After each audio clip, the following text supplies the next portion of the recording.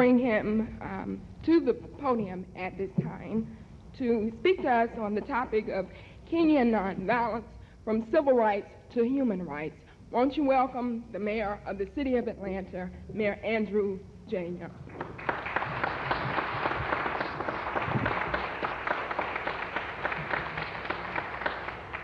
Thank you very much, Angela. Angela is Martin Luther King Jr.'s niece, and she and Bernice King, Martin's daughter, were the loves of his life, and my life too.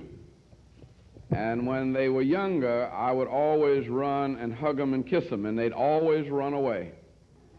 And the way I know that they've grown up is now when I go to hug them and kiss them, they hug and kiss back. How do we start?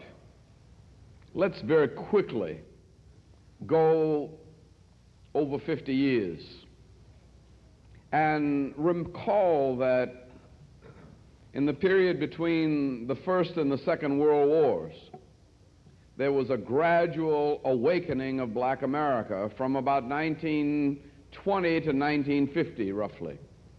It was largely an educational awakening that was built around historically black colleges such as Morehouse College, Spelman College, Clark, Fisk in Nashville, Dillard in New Orleans, Tougaloo in Mississippi, Miles College in Birmingham.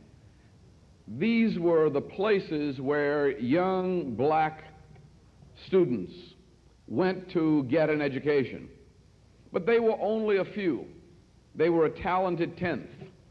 But the purpose of that talented tenth, according to Dr. W.E.B. Du Bois, was that if we could educate a tenth of the black population, they then would take the responsibility for educating the 90% that were left. And one of Dr. Du Bois' quotations from Frederick Douglass was from also the Bible, which said, "If I forget those that are yet in slavery, may my tongue cleave to the roof of its mouth, and my right hand lose its cunning." That the whole purpose of an education was to do something for somebody else. We were being educated to serve. The first step toward liberation in a civil rights movement was to develop a broad educational base, and we did that with a tremendous amount of success. Along about the 1950s, though, people began to realize that no matter how educated you were, if you were black, you were still a nigger in Georgia. You still could not vote. You still could not go to the restroom when you wanted to. You still could not go to a hotel, a motel, or a movie. You couldn't even check books out of a library if you were black. And no matter how educated you were, your black skin seemed to make a difference. So under the leadership of Spotswood Robinson and Thurgood Marshall, a strategy evolved at Howard University's law school, where young black lawyers, most of whom were products of black universities, decided that they were going to take on the law of the land. And they developed a series of test cases. So the 50s was a period in which lawyers led the struggle by taking test cases into court and having the Supreme Court or the federal courts of the land change the laws as they went along. But that was awful slow. Even though the Supreme Court declared public segregation in education unconstitutional in 1954, in 1960, 6 years later, public schools were still segregated in Georgia. And so there was a bit of discontent that probably first expressed itself in the Montgomery Improvement Association, not under the leadership of Martin Luther King, but under the followership of Martin Luther King. Martin Luther King was led by Rosa Parks, and Rosa Parks was led by the Spirit. Nobody sat down and planned the Montgomery bus boycott. Nobody told Rosa Parks that she should stay seated and shouldn't move to the back of the bus. It was just one of those days. Rosa Parks got on the bus, and normally black folk were supposed to get on the bus, pay their money, then get off and go around to the back. Rosa Parks just didn't do that. She got on the bus, paid her money, and went on and sat down. She didn't sit in the front of the bus to try to create trouble. She went to the middle of the bus. One of the reasons why she didn't get off that bus was she knew the bus driver. And one day, she had paid her money and gotten off, and he drove off and left her. So she was really simply trying to get where she was going. But he was so angry that she went to sit down that he went to the next stop where some white people got on and told her to get up and move to the back. When she didn't move, he drove to the police station and had her arrested. Well, if that had been almost anybody else in Montgomery, it wouldn't have been any difference, wouldn't have been a problem. Other people had sat down in the buses in Montgomery, and other people had been arrested for challenging bus segregation, desegregation. Notable amongst them was Dr. Vernon Johns, the pastor of Dexter Avenue Church before Martin Luther King got there. He'd been taken into jail numbers of times for his challenges to segregation. But even a prominent preacher didn't get the attention that Rosa Parks got. And the reason was that Rosa Parks was probably the quietest, the sweetest, the nicest, most timid person that anybody knew, ever. You could not imagine Rosa Parks hurting. I mean, she wouldn't even brush flies off her coat. Rosa Parks was the sweetest person in the world, certainly the sweetest person in Montgomery, Alabama. And when she got in trouble, everybody said, good God Almighty, none of us are safe. So they had a one-day protest, only asking that the bus company apologize. Didn't ask to integrate, just asked that the bus company apologize and drop charges against Mrs. Parks. They wouldn't do it. The one-day bus boycott extended to a week. They still wouldn't do it. It extended to a month. Now, black folk in Montgomery were no different than black folk anywhere else. They were about as divided. If you had 4 black folk, you had 5 opinions. And Montgomery had 50,000 black folk, and you probably had 55,000 opinions. And so nobody had ever agreed on anything in Montgomery until Rosa Parks sat on the bus. And suddenly 50,000 black folks started moving together, deciding that they weren't going to ride the buses anymore. It lasted for 381 days. And that was the beginning of the mass movement phase. I think you ought to really go back. I was reading Parting of the Waters last night. And it's from the first couple of chapters, it really reads like he got back and did his homework. And unlike Garrow and some others that that leaned on the FBI for their interpretations, he talked more to people in Montgomery and people in the movement, though he didn't talk to me. But you get a feel for what it was like then. But a few years later, 4 students in in Nashville, decide to go to a lunch counter, not trying to start any trouble. They didn't ask the NAACP's permission. They simply decided, let's go get a sandwich and see what they do. Well, they got put in jail. Within about 3 months, that movement started. It wasn't a movement. What 4 students did, moved by the Spirit, swept to more than 20 college campuses across the South. And by the end of 1960, more than 20,000 students had been arrested, testing the desegregation of lunch counters. And we had a student movement. So the 60s was a period of mass movements, people moving together in large numbers in disciplined nonviolence, challenging the laws and traditions of the land. Not all of them, but one law at a time, one specific problem at a time. That was very successful and to some extent culminated in the Voting Rights Act in Birmingham in Birmingham 63, the Voting Rights Act came in 65. No. Public accommodations desegregation was passed in 64, the Voting Rights Act in 65, and we found the laws of the land changed through massive, nonviolent direct action. But we soon realized in the late 60s that we couldn't put 1,000 or 2,000 or 5,000 people in jail in Birmingham like we did in Birmingham every time something went wrong. And Dr. King understood that we needed to move into political action.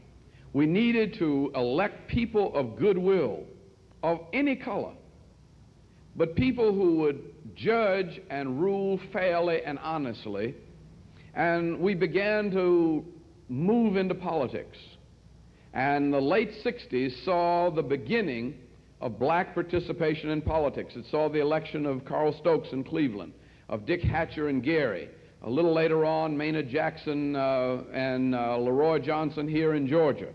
And then I was elected to Congress in the early 70s, 72.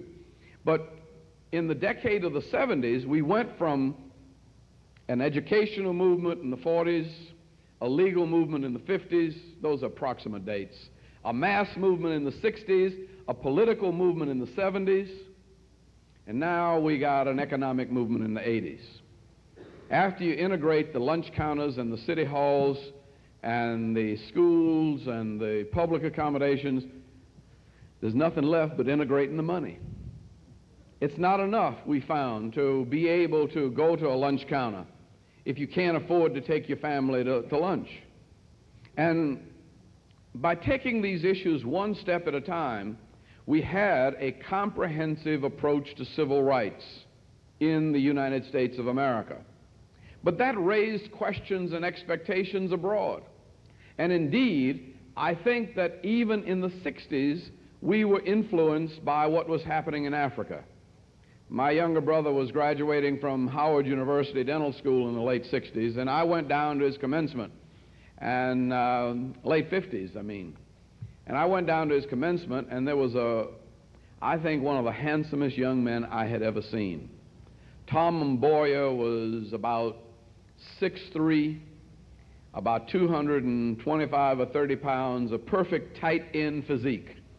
And had a almost blue-black, clear complexion that it made him look like an African god to me, so you know what he looked like to the girls at Howard. Tom Mboya was still in his 20s, but was one of the leaders of the Kenyan independence movement. And this is 57, 58. And at that time, I had never been a part of a demonstration. I hadn't really paid a whole lot of attention, but it bugged me to realize that here at Howard University's campus, where I went to school, folk were spending most of their time on fraternity row, sorority foolishness, intercollegiate or intermural athletics. And it seemed like at that time the values of Howard, my school, was to have bigger and better cocktail parties and to be free to sin like white folks had been sinning. And it didn't seem to me like it was much progress if you're going to quit drinking gin and wine on the corner out of a paper bag and mix it 4 to 1 and call it a martini and say you were sophisticated. You know, I mean, it's still a drunk about nothing. And it doesn't make any difference whether it's in a cocktail party with your finger pointed or on the corner leaning on the light post. And here was a black man talking about running a nation in Africa that I knew very little about. I went out and got everything I could get on Kenya. Jomo Kenyatta's Facing Mount Kenya, all of the anthropology of Kenya, and it was a fascinating kind of thing that I think not only happened, that I saw happening in me, but I think that Tom Mboya's movement in Africa, which was Jomo Kenyatta's movement, which was Kwame Nkrumah's movement in Ghana, and which really was a massive movement of African liberation, I think that did something to stir up black America, and particularly those students that moved so rapidly in 1960 to create the sit-ins. And so we've seen an evolution from simple local issues to national and international issues and back again. By the time I got to the United Nations, and the Jimmy Carter's election was a clear result of black political progress. We were electing white people of goodwill, and Jimmy Carter was clearly a white person of goodwill who, because of a question of a black student, developed an African policy. I wasn't supporting Jimmy Carter. But he went out to California to make a speech. And somebody asked him from the audience, what is your position on Namibia, Rhodesia, and South Africa? Well, he was from Georgia. And he knew generally, but he had sense enough, one, not to try to answer, because he really didn't have a policy, but he also had sense enough to promise that he would be back. In fact, he took the student's address, and he said, you give me a few months, and I'll be back here again, but in the meantime, I'd like to write to you some of my policy ideas about what might happen in Rhodesia, Namibia, and South Africa. And he came back to Atlanta and called me and said, Andy, can you get together what you think would be a good Africa policy for the President of the United States? Well, I was shocked. I like to fell out of my chair. But it was the opportunity of a lifetime. And if I had gone to him and said, Governor, you need an Africa policy, he said, yeah, okay, and wouldn't have paid much attention to it. But because it came from a student out in the field, he understood that this was a serious question being raised, and he came back and he trusted me to put together a serious answer. And that's how the human rights policy of the Carter administration emerged. It was directly out of questions from the civil rights movement. It was in part written by the people of the civil rights movement who understood that there was a linkage between civil rights in this country and human rights all over the world. Dr. King and the only other black Nobel Prize winner, Peace Prize winner at that time, Chief Lutuli, had cooperated on a statement against apartheid in 1963. And so there were links. We were aware of what was going on in Africa, but we were also aware of what was going on in the Soviet Union. And Dr. King had spoken out against the treatment of Jews in the Soviet Union and religious freedom of Baptists and Pentecostals in the Soviet Union. He understood what was going on at that time in Latin America. In those days, it was in Colombia and Venezuela. But the inability of those governments to really shake off military dictatorships and to develop truly democratic, prosperous, and progressive governments. Our government, the United States' failure to help Latin America do that is one of the reasons why the Latin American economy right now is built on cocaine trade and why it's undermining the very fabric of the life in which we live. There is an interdependence and an interrelationship of civil rights, of human rights, of peace, of progress and prosperity. And what we're talking about here is not a summer movement. It's not an idea that you spend a little time getting away from school and having a nice trip to think about, but, you know, it's an interesting part of your education. What we're really talking about is a way of life. And what I want to ask you to consider is a commitment now to a life of struggle for freedom and justice.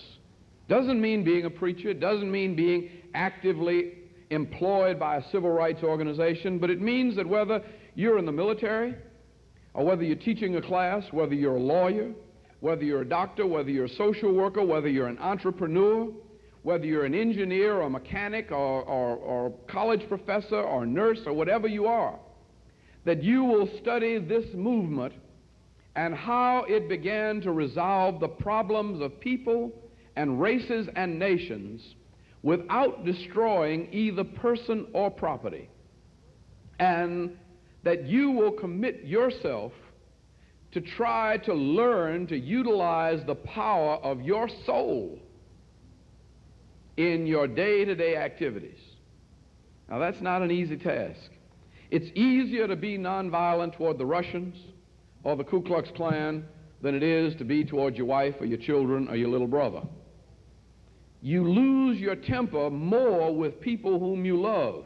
I never got angry at the Ku Klux Klan. I got beat up by the Ku Klux Klan. I got stomped. I got cussed out, called everything but a child of God. I got up, shook it off like a man, stuck out my hand, and still thought of him as a brother, feeling like my own spiritual superiority was being manifest. You know, Paul said, that when you turn the other cheek, you heap coals of fire upon them, you know, because folk cannot stand being loved when they're trying to hate. And I could do that with a Klansman because I knew they were white people who didn't have much educational opportunity and who didn't really understand that I was not their enemy. And I could be very sympathetic because I was not emotionally involved with them. I could be intellectual about it. When my wife disagrees with me and gets angry and accuses me of doing something that I'm probably guilty of and don't want to admit, I lose my temper. When I tell my son to do something that he knows is right and he turns around and does something else, I want to kill him. When my mother, who's 86 years old, who now lives in my house, treats me like a little child and I'm still 4 years old, telling me what to do, and she does, I get so mad I have to walk out of the room.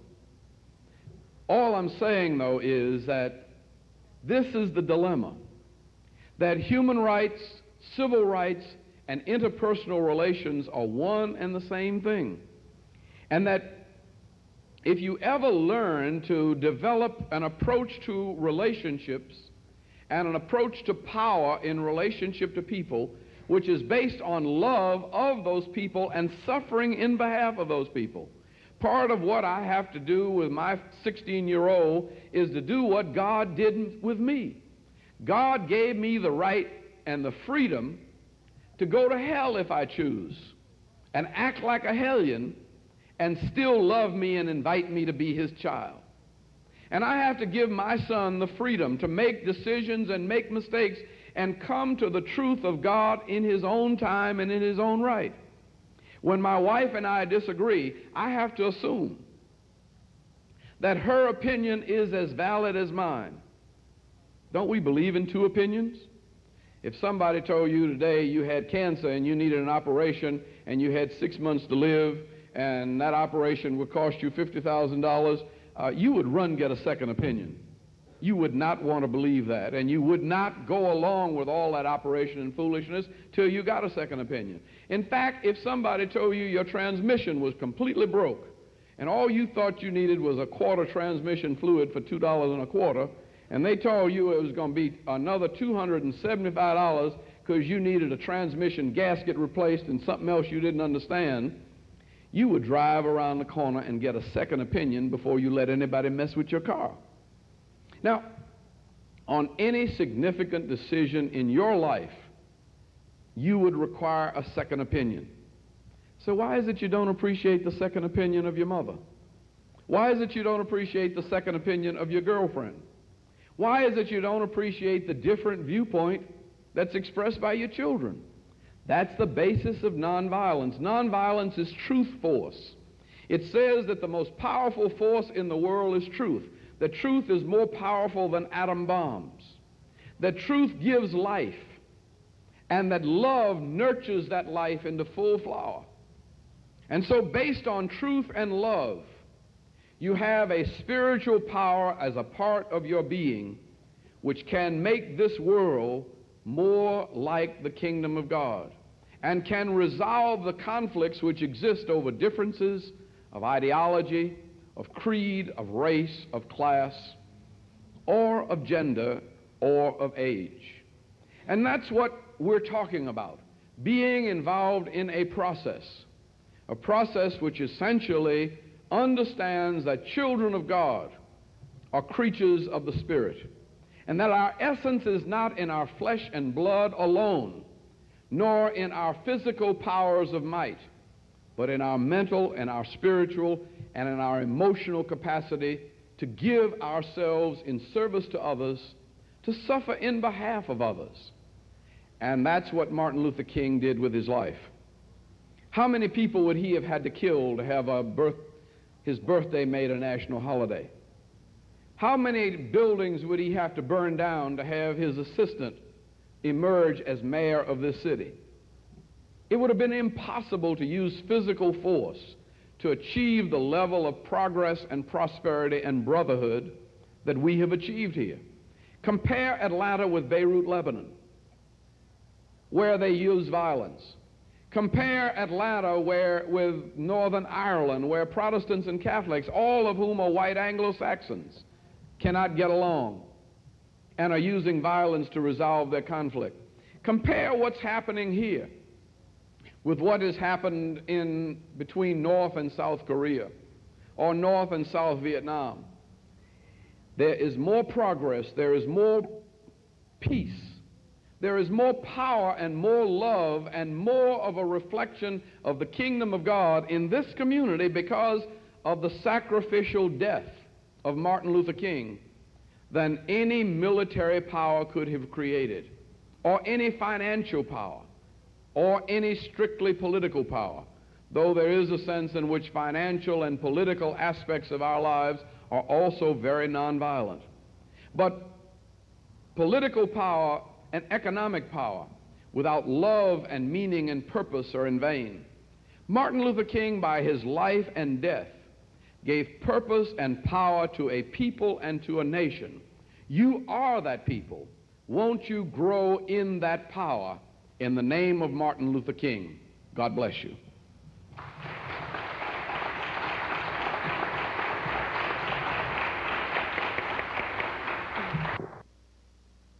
Let me bring to you at this time the Reverend Dr. Thomas Skinner.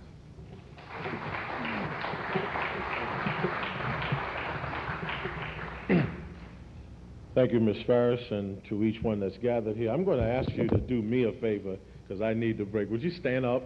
You know what I mean? Thank you.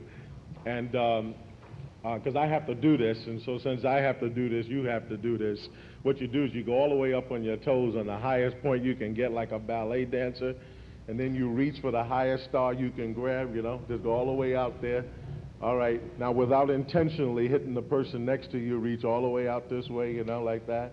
Yeah, right, and then you go right back up like that again, all the way on your toes, though, on your toes, man. Wonderful, thank you, because I needed to do that. Have a seat. Wonderful.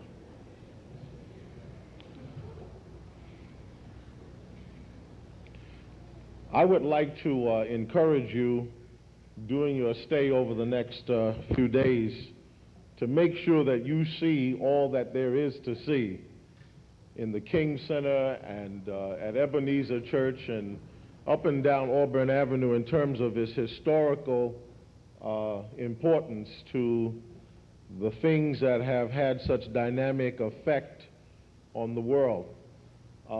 Not many people have the opportunity to get the exposure that you will be getting in the next couple of days, and I trust that you will take advantage of it.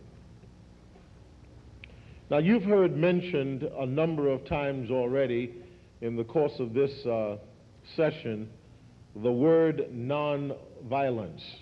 Nonviolence. It seems strange that such a word would be used in a society that is so prone and bent to violence. The average young person reaching the age of 18 years will have watched 22,000 hours of television by the time they are 18. And in those 22,000 hours of television, they will have witnessed more than 10,000 murders and more than 25,000 acts, specific acts of violence, meaning that these visions of violence will be indelibly impressed on their mind by the time that they're 18 years of age. Violence has become a way of life in our culture. Most people assume that the way you resolve all conflicts is by either threatening the use of violence or by using it. Leave me alone, or get off my back, or I will. Remove yourself from my borders, or I will. Withdraw from, or I will. In other words, there's always the promise that I will do something to hurt you if you do not do what I ask. The culture is filled with violence. And whether you talk about the violence and brutality of war, Whether you talk about the more than 200 wars going on in the world at this very moment, or whether you talk about the murders that occur every 13 minutes in American society, or whether you talk about the spouse abuse that goes on in homes, or the child abuse to children, or whether you talk about the physical violence inflicted by gang warfare on street corners, or whether you talk about the violence of the spirit, which reflects itself in racism, in envy, in jealousy, in selfishness, all of these things are reflections that we live in a culture of violence. Why then would someone speak about nonviolence as being an alternative to resolving conflict between people? Why did Dr. Martin Luther King decide that violence was the way to go and nonviolence was the way to go? And what was the nature of nonviolence that made it effective? What is nonviolence? Now, most people, when they think about nonviolence, think about passiveness. In other words, nonviolence is you kind of stand, sit down, fold your arms, and you let people walk over you. It is the same response you get when people hear the passage that Jesus used when he said, if your enemy slap you on one cheek, turn the other. The average person is being, a guy gives me a left hook to the jaw, I'm going to stand there and let him give me a right hook, and you out of your mind. I'm going to get him. Well, the problem is that most people think of nonviolence as being passive and that you allow people to walk over you. I would like to share with you Dr. King's understanding of nonviolence as reflected in what he called the 6 principles of nonviolence. Now, tomorrow, Dr. Joseph Lowry, president of Southern Christian Leadership Conference, is going to talk to you about the methods of nonviolence, the steps you use to confront and resolve conflict in the world or to confront evil. But today we're going to talk about what the principles are, the philosophy of nonviolence, the wisdom of nonviolence. That is the essence of nonviolence that allows it to work. The first principle that I'd like you to grab hold of, the very first principle, is that nonviolence is a philosophy for courageous people. Nonviolence is a philosophy, a way of life for courageous people. Nonviolence is not for cowards. Cowards do not need to apply for this position. It is a way of life for courageous people because it in essence says that I am willing to take pain and suffering in order to bring an end to the evil. I am willing to accept another way of life that is outvoted and outused, because remember, you are in the minority when you use nonviolence. The majority of the people have decided that violence is the prevailing way to operate. You, therefore, are not going to be in a prevailing majority by taking this view. It, therefore, requires courage and faith to believe that nonviolent resistance works. Nonviolent resistance is not a way or a method for cowards, because while it is nonviolent, it does resist. I repeat, that while it is nonviolent in that it does not seek to inflict pain on other people or on another person, it does resist. It does refuse to cooperate with evil. It looks at evil and says, no, I will not. It looks at racism and says, no, I will not. It looks at war and violence and says, no, I will not. It resists evil. It is not passive. It doesn't say, do what you want. It doesn't say go ahead and be violent. It resists violence, and it resists evil, and it resists racism, but it does not seek to inflict pain and suffering on other people. The method is physically passive, but it is spiritually and emotionally and intellectually active. Now, what does that mean? Most people forget that all change and transformation in our society begins with the Spirit. Begins with the Spirit. Now, you heard the mayor use terms like spirituality. You heard Miss King use words like spirituality. And immediately, most people, when they hear the word spiritual, they say, oh yeah, that sounds like the people who are religious and who are into very ethereal things. But I'm a cold, hard pragmatist. I deal in cold, hard reality. Don't talk to me about spiritual things. Talk to me about hard-nosed reality. Now, if you look at this sanctuary, there was a time when this sanctuary did not exist. The sanctuary is made of wood, brick, and mortar. But there was a time when it did not exist, except in someone's mind. Somebody one day had an idea about building this sanctuary. The person with the idea took the idea to an artist, and an artist sat down and made a rendition, an artistic rendition of what the building could look like. An architect took the artistic rendition of what the building could look like and put it to blueprint. The architect took the blueprint and delivered it to a construction engineer who contracted to build the building.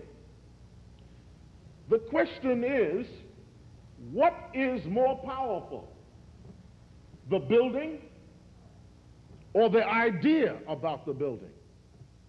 The fact of the matter is we can bomb the building.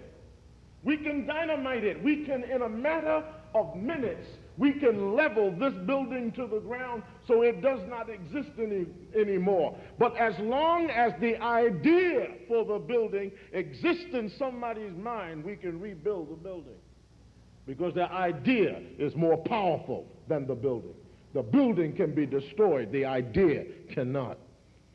Ideas are spiritual. You can't ask a person to bring you 5 pounds of ideas. You cannot ask anybody to give you 3 quarts of ideas. You cannot hold an idea in your hand. You can't put ideas in your pocket. You cannot carry ideas around in your pocketbook. Ideas are spiritual. And all resistance to evil must begin in the spirit. It must begin with an idea. And nonviolence begins with a spiritual idea. It says that evil is wrong, that racism is wrong, poverty is wrong, oppression is wrong, violence is wrong. It is evil, and I will resist it. I will not cooperate with it. I refuse to allow it to prevail in my life and in the lives of other people. Therefore, it is not passive. It is active, willful, spiritual, emotional, non-cooperative resistance to the powers of evil in the world. It is active, non-violent resistance. And I emphasize, it is active. It is active. It is not passive. It doesn't sit on its behind and says, it may happen, I hope it changes. I hope things get better. It gets up and actively says, things will be better. I will make them better in my whole life. The second characteristic of nonviolence is that it does not seek to defeat evildoers, but it seeks to defeat evil. I repeat, nonviolence does not seek to defeat the enemy. It does not seek to defeat the person who is doing wrong. Nonviolence seeks to defeat the wrong, to defeat the evil. It does not want to defeat the evildoer. It has as its goal the reconciliation, the befriending, the winning of the enemy becomes the object of nonviolence. Now, most people have difficulty in separating evil from evildoers. Most people have difficulty separating racism from racists. Most people have difficulty separating oppression from the oppressor. Nonviolence says there is a difference between oppression and the oppressor. The fact that you kill the oppressor does not get rid of oppression. The fact that you shoot racists does not get rid of racism. The fact that you kill or commit an act of brutality on a selfish person does not get rid of selfishness. Nonviolence says that you seek to win the evildoer. You seek to win the oppressor. You seek to be reconciled with the person full of hate. You seek to win the racist, but you work to destroy and eliminate racism. You seek to destroy and eliminate poverty. You seek to destroy and eliminate war. You do not seek to eliminate the war makers. It makes the difference between the person who is the perpetrator and what is being perpetrated. The war, therefore, is against evil.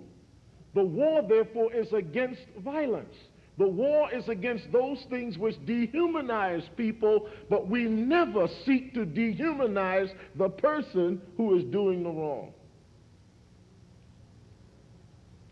See, just as the enemies of Dr. King thought that they could get rid of the movement by getting rid of him. So people, the feeling was, if you get rid of Dr. King, if you shoot him, eliminate him, the movement will die. People won't go around wanting freedom anymore. People won't go around trying to bring an end to racism and poverty and war and violence. It was the same problem in the biblical story about Joseph, who always had these dreams, and he would go tell his brothers about them. And so remember, they said, "Behold the dreamer." And they started making jokes. And finally one day they said, "Let's rise up and kill the dreamer." And they hoped that by killing the dreamer, the dream would die. And just as you cannot destroy good by getting rid of good people, you cannot destroy evil by getting rid of evil people. Because evil is the problem. Evil is the problem. And therefore, nonviolence seeks to eliminate evil.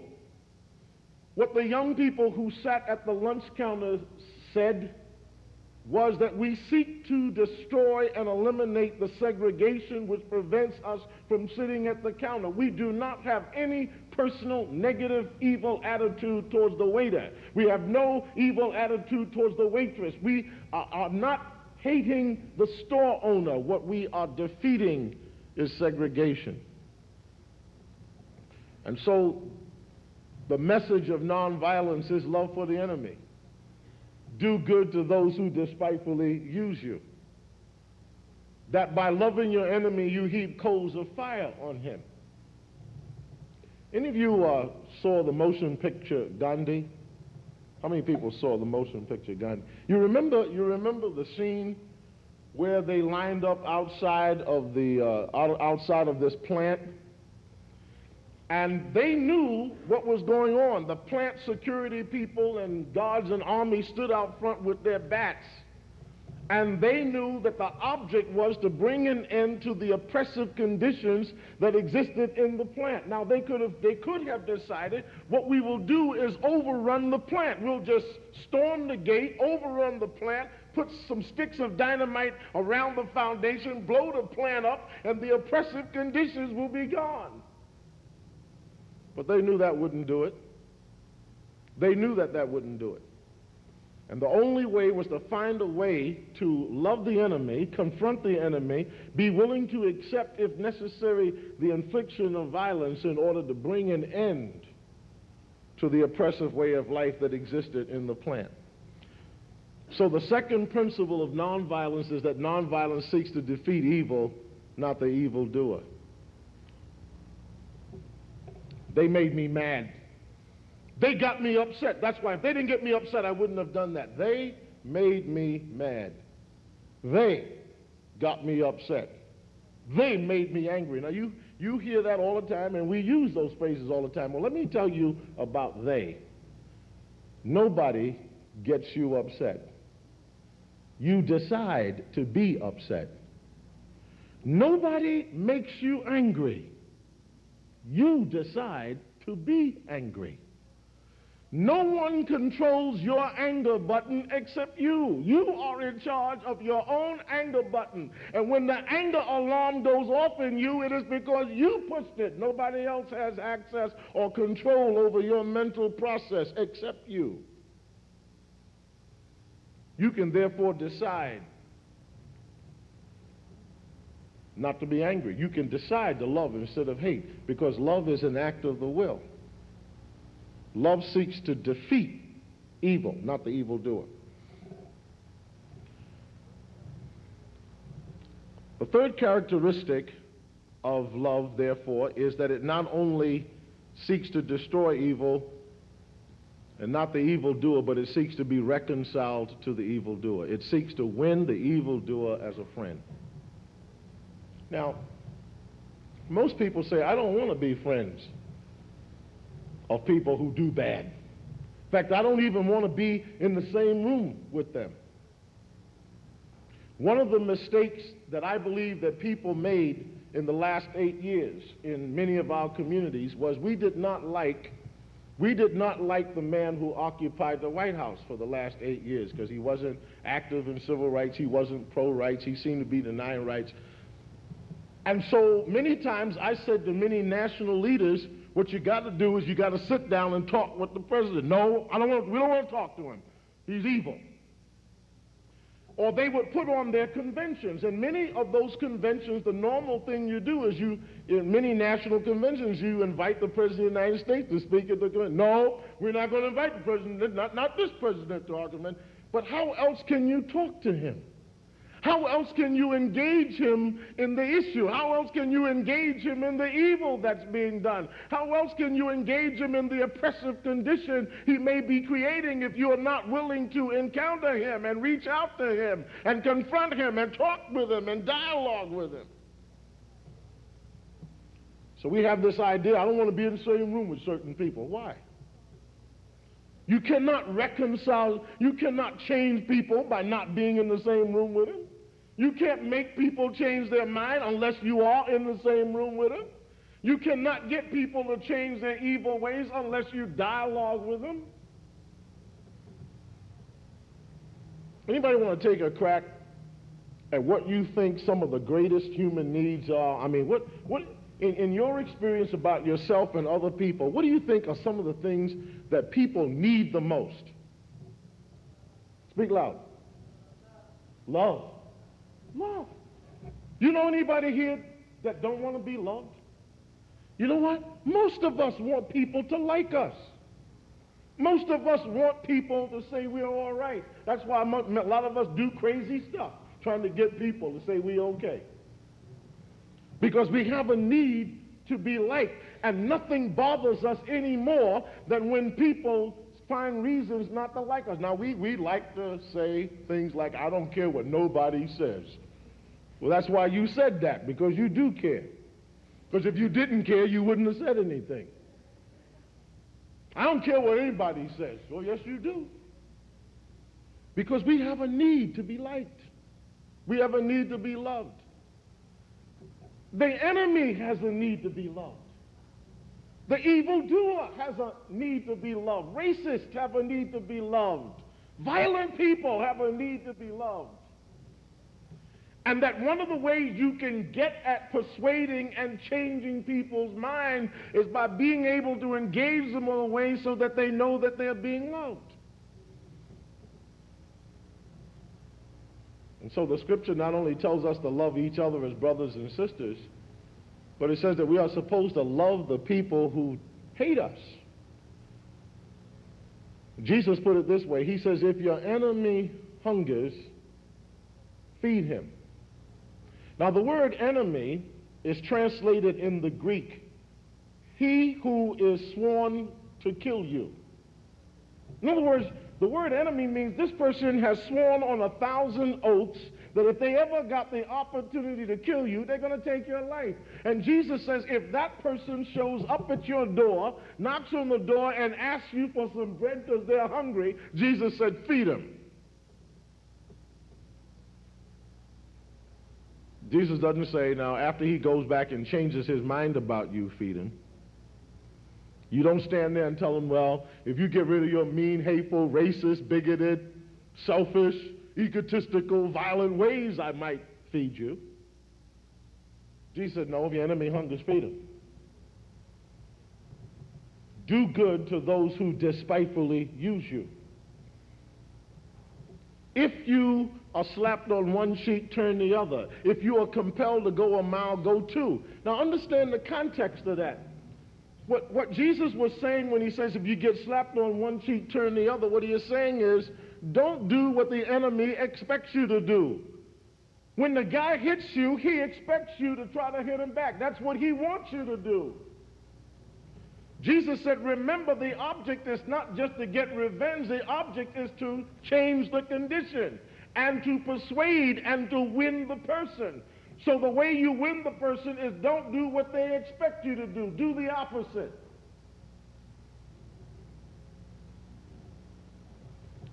Nothing is more disturbing when you have practiced for weeks your left jab, man. You just been working on it, standing in front of the mirror, working on it, getting in condition, hitting the punching bag and getting all developed, so you can hurt somebody. And then you go out on the street, man, and you go out and you start pushing somebody because you want them to swing out on you so you can hit them back, and nobody hits back. It's demoralizing, man. I mean, come on, will you? Come on. That's what the person means when he pushes and says, come on, man, come on. What he's saying is get in it so I can get in it. If you don't get in it, I can't get in it. Come on. And nonviolence says no. Come on, let's be evil. No. Come on, let's oppress people. No. That's what turning the other cheek. You do the opposite of what is expected. Under Roman law, a Jew was required, he could be out farming his land. A Roman soldier came along and saw a Jew hoeing his farm. He could call the Jew over, put his bag on the Jew's back, and the Jew would have to carry it for 1 mile. That was the law. The law says any Roman soldier put his burden on a Jew's back, the Jew had to carry it for 1 mile. That was the law. Jesus said, in the spirit of nonviolence, Jesus said, now here's what I want you to do. When the Roman comes and puts his burden on your back, at the end of the mile, turn to him and ask him, would you like to go another one? He said, you got to be kidding, man. I shouldn't have had to carry it the first mile. What you talking about? Jesus said, yeah, but the first mile, the Roman was in charge. The second mile, you are in charge because you don't have to do it. And by being in charge, you win and persuade the evildoer. Do what he doesn't expect you to do.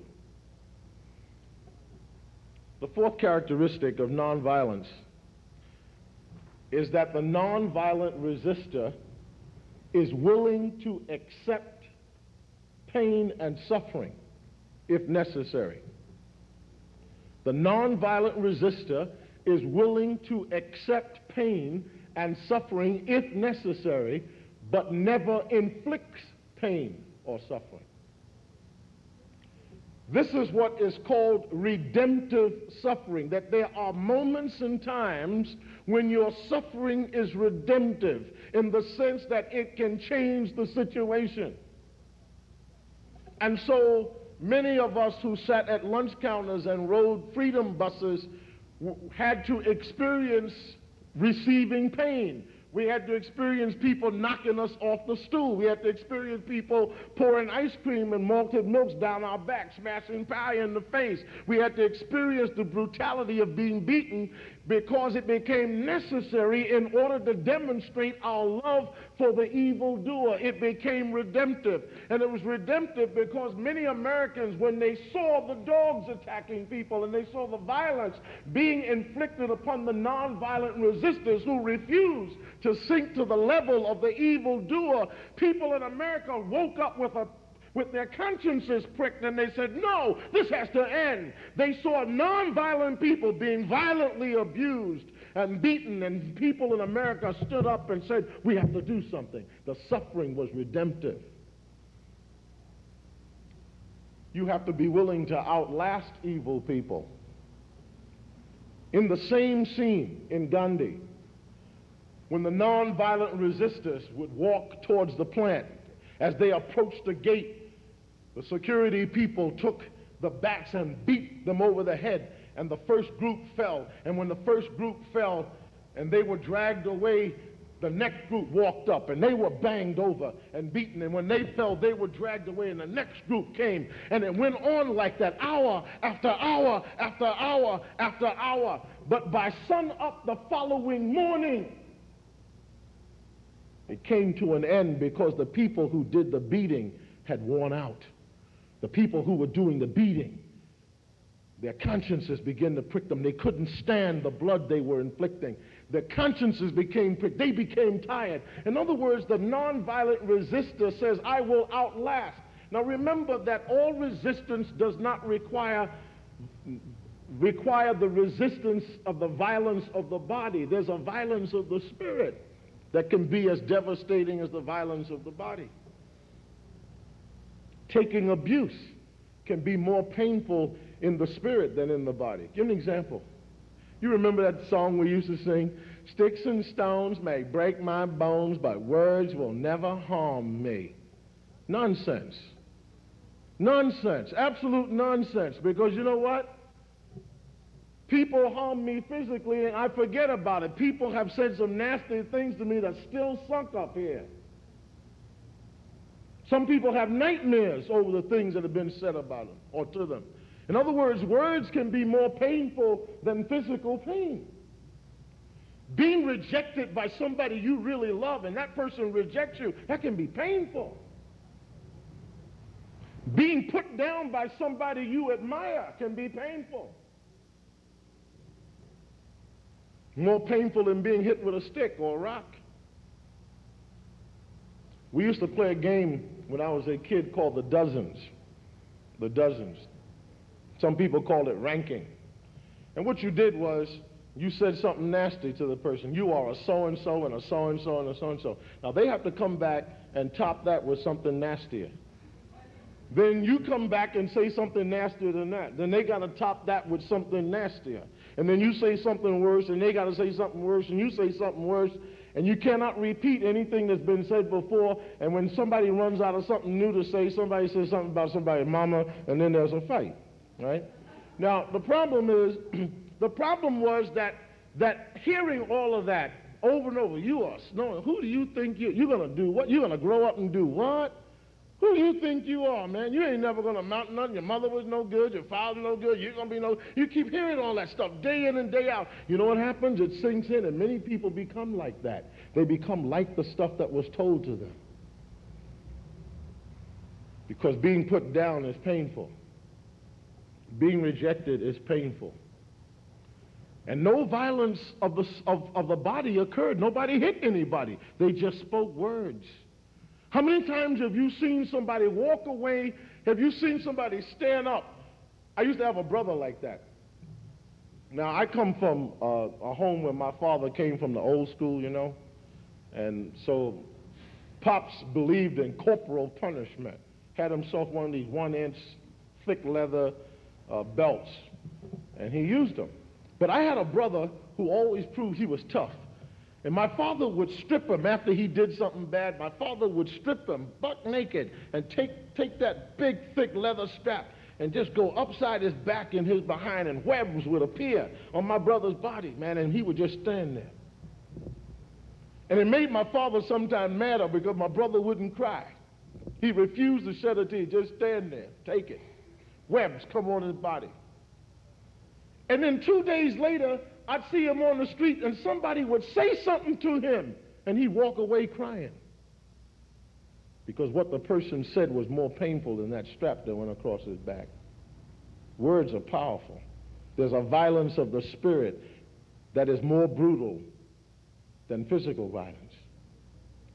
And what we're saying is that nonviolence says that you have to be willing at times to accept that suffering in order to redeem the evildoer.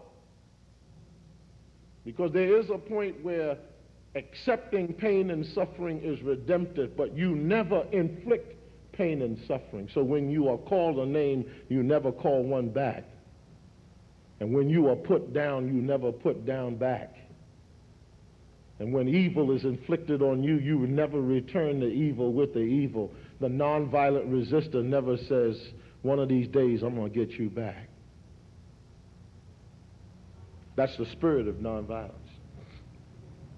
The fifth principle is that nonviolent resistance avoids not only external physical violence, but also internal violence of the spirit. The nonviolent resistor not only refuses to shoot his opponent or her opponent, but he also refuses to hate them.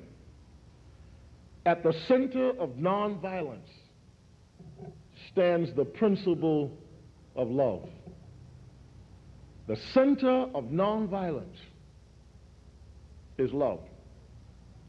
Now, someone said that the opposite of love is not necessarily hatred, but the opposite of love is selfishness, wanting to have my way all the time. In fact, if you look at all human conflicts, it is really about that, somebody wanting to have their way at somebody else's expense. Love says, I don't want to have my way at your expense. Love says, I want the opportunity to love you. Now, Dr. King talked about the three forms of love. The first form of love he talked about was called eros, the Greek word for physical or erotic love. And that's love which comes about because I'm simply attracted to the way you look. I'm attracted to your hair. I'm attracted to your body. I'm attracted because you look sexy. I'm attracted because you're handsome. I'm attracted because you're tall or short or medium sized. There's a certain kind of erotic type of love. The problem is that it doesn't last, because as soon as the person no longer has those characteristics, you don't care about them anymore. And then there was what was called philia love. Philia, which was it was kind of a love that brother had for brother, sister had for sisters, friendship love. But Dr. King talked about the highest form of love that the Greek words gave us, and it was called agape or agape, depending on where you want to put the accent. But agape said that I love you the way you are. See, one form of love says, I love you because. I love you because you're beautiful. I love you because you're handsome. I love you because you got money. I love you because you're brilliant. Okay? There's another kind of love which says that's because of I love you if you love me. If you treat me right, I'll treat you right. You do right by me, I do right. You cross me, I'll cross you. Okay, in other words, it says if. But agape said in spite of. Not because of, not if, but in spite of. It doesn't make any difference what you are like, I love you. It doesn't make any difference what you do to me, I love you. It doesn't make any difference if you don't like me, I love you. And what Dr. King says, that's the kind of love God has for us.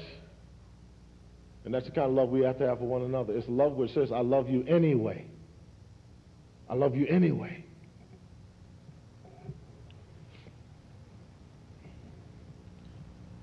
I played hooky from school one afternoon because I had read that Dr. King was going to be signing autographs at Bloomstein's department store at 125th Street in Harlem.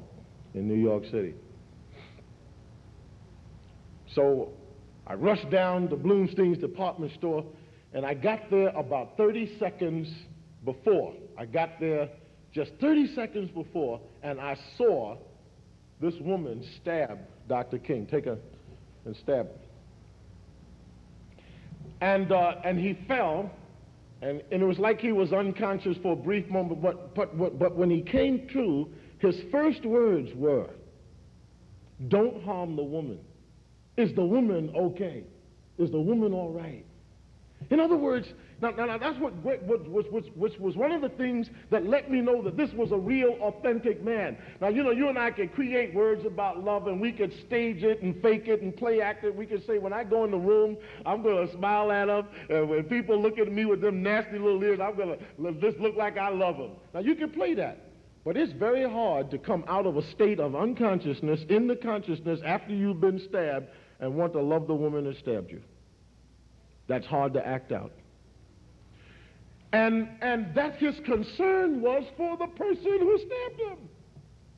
Is she all right? And don't harm her. Because it has a compassion for the evildoer. And so the African American has to be willing to bring an end to racism, but always want to be reconciled to the white racist. The Hispanic has got to want to bring an end to the prejudice, but to love the Anglo. The Jew has got to want to bring an end to the discrimination, but reach out to the Gentile. That's the nature of love. And so the scripture says, though I speak with the tongues of men and of angels, but I do not have love, I become a sounding brass and a tingling cymbal. I become a lot of noise. And though I give my body to be burned and do not have love, it doesn't profit me anything. But then it says that love is kind, love is patient, love does not seek to satisfy itself. It wants to satisfy the person being loved. Love never fails. In other words, it doesn't run out. So you hear some people say, well, I can't keep on loving like this. Yes, you can. Yes, you can. I can't take this anymore. Yes, you can. Love never fails. Where there are tongues, where there's eloquence and speech,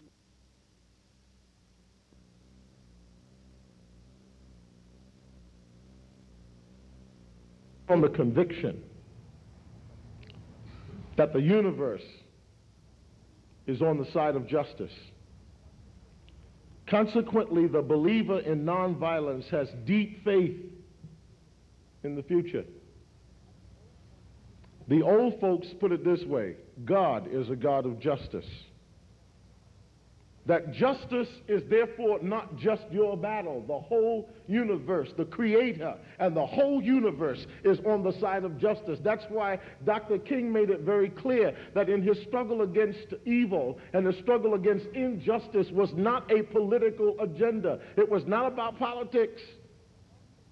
It was about the fact that the Creator was just. The universe, therefore, was created just. You listen to his words on that great day in August of 1963 in Washington, in what became known as the I Have a Dream speech. He said that he reminded the American people, the Constitution, all men are created equal, endowed by their Creator with certain inalienable rights. In other words, justice is not something that can be given to you. It has already been given. The day you were born, you were endowed with justice. Justice was a gift that you received by virtue of being born. It is not yours because you are an American. It is not yours because the Constitution of the United States says so. What Martin says, it is yours because the universe says so. It is yours because the Creator says so. There's a higher authority from which justice comes. It doesn't come from the Constitution. It doesn't come because the Democrats or the Republicans say it, or because the liberals or the conservatives say it. It's not just and right simply because the capitalists or the communists or the socialists say it. It is yours because you were born to it. You were created to receive justice.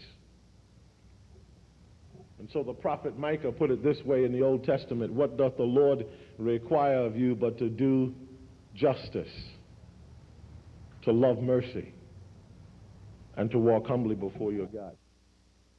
She should be commended for that as well. And so at this time, I introduce to you a compassionate lady, a special lady, a courageous lady, a daring lady, and most of all, a loving person who loves all of God's children in spite of their circumstances. President of the Martin Luther King Jr. Center for Nonviolent Social Change and Chief Executive Officer, Mrs. Coretta Scott King.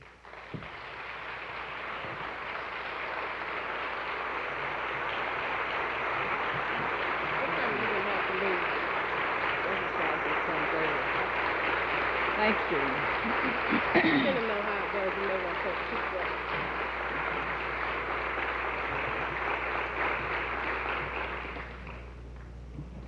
Thank you, Bernice, for those very kind and generous words of introduction. But you're supposed to say those things about your mother, especially when she's present. Let me say what a privilege and how thrilled I am to be here with you this morning. I see so many eager faces staring at me. You know, you are simply beautiful. And the King Center has looked forward to your coming here and your participation in the 21st annual meeting of the King Center, the 4th national federal holiday on the 60th birthday of Martin Luther King Jr. would have been. And in just after the 25th anniversary of the March on Washington, where Dr. King made his I Have a Dream speech, and I suppose it is the most famous of all of the speeches. But the fact is that it is not by any means the extent of the eloquence and the depth and the visionary projections and the commitment toward the elimination of the triple evils of our society, which Dr. King often spoke. Triple evils being poverty, racism, war, and violence. I want to express now my thanks and appreciation to the National Student Conference Committee, chaired by my daughter Bernice, my youngest daughter. And I'm sure you know that she is seeking to be a preacher and a lawyer. She will be. Comes next June, if the Lord's willing, and if I believe she's able. I think she's able. I know she's able.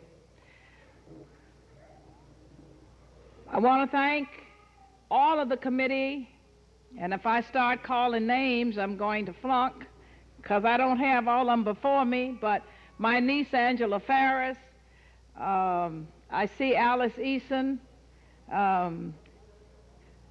Debbie Williams, Chuck Henry, all of the committee, certainly those who are here and who have been here earlier in this week. And I want to most especially thank you for coming here this weekend to be a part of this very special celebration at a time when we are focusing on a theme generally for the King Center and the Federal Holiday Commission, which I chair. Living the dream, let freedom ring. And the King Center's particular theme is ending the violence of poverty, racism, apartheid, and terrorism through creative, nonviolent action. I also see in the audience participants who will come, I believe, later, or have already come before you. On yesterday, you had two eloquent spokespersons, at least I know of the two, Mayor Andrew Young and Reverend Tom Skinner.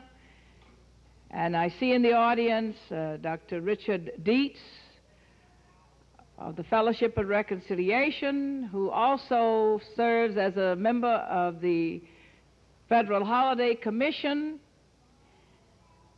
and who has been involved for many, many years in the pursuit of nonviolent social change and applying that philosophy to all of his endeavors and living it as a way of life. Richard, thank you for being here with us. I want to thank Lily Baxter, our staff person, who has coordinated this whole effort, and she has been assisted by Sandy Josie, and all of the King Center staff who have been a part of this. Now, I heard Bernice say something about the ground crew, and I might add all of the volunteers. We have so many, I don't know all the names, but I appreciate your support. She talked about the ground crew, and Reverend James Orange being one of the members of the ground crew. And Dr. King described the ground crew by giving an analogy to an airplane. He said that we all, when we fly the airplane, think only about the pilots, the co-pilot, and the engineer. We know their names. We know the flight attendants because their names and the pilots, co-pilots, and engineer are announced as you are taking off or en route. But he said, you know, that plane could not get off the ground unless there wasn't a ground crew that was making preparation, checking the engines and checking out all of the systems so that they are ready to go. And sometimes you're on a plane and you're holding and you don't know why, but they can't move until everything has a go signal. And then you got the people who bring the baggage, because if you get there and your suitcase and your luggage is not there, then you are very upset. All of these things have to be done. These are the ground crew. Nobody knows their name.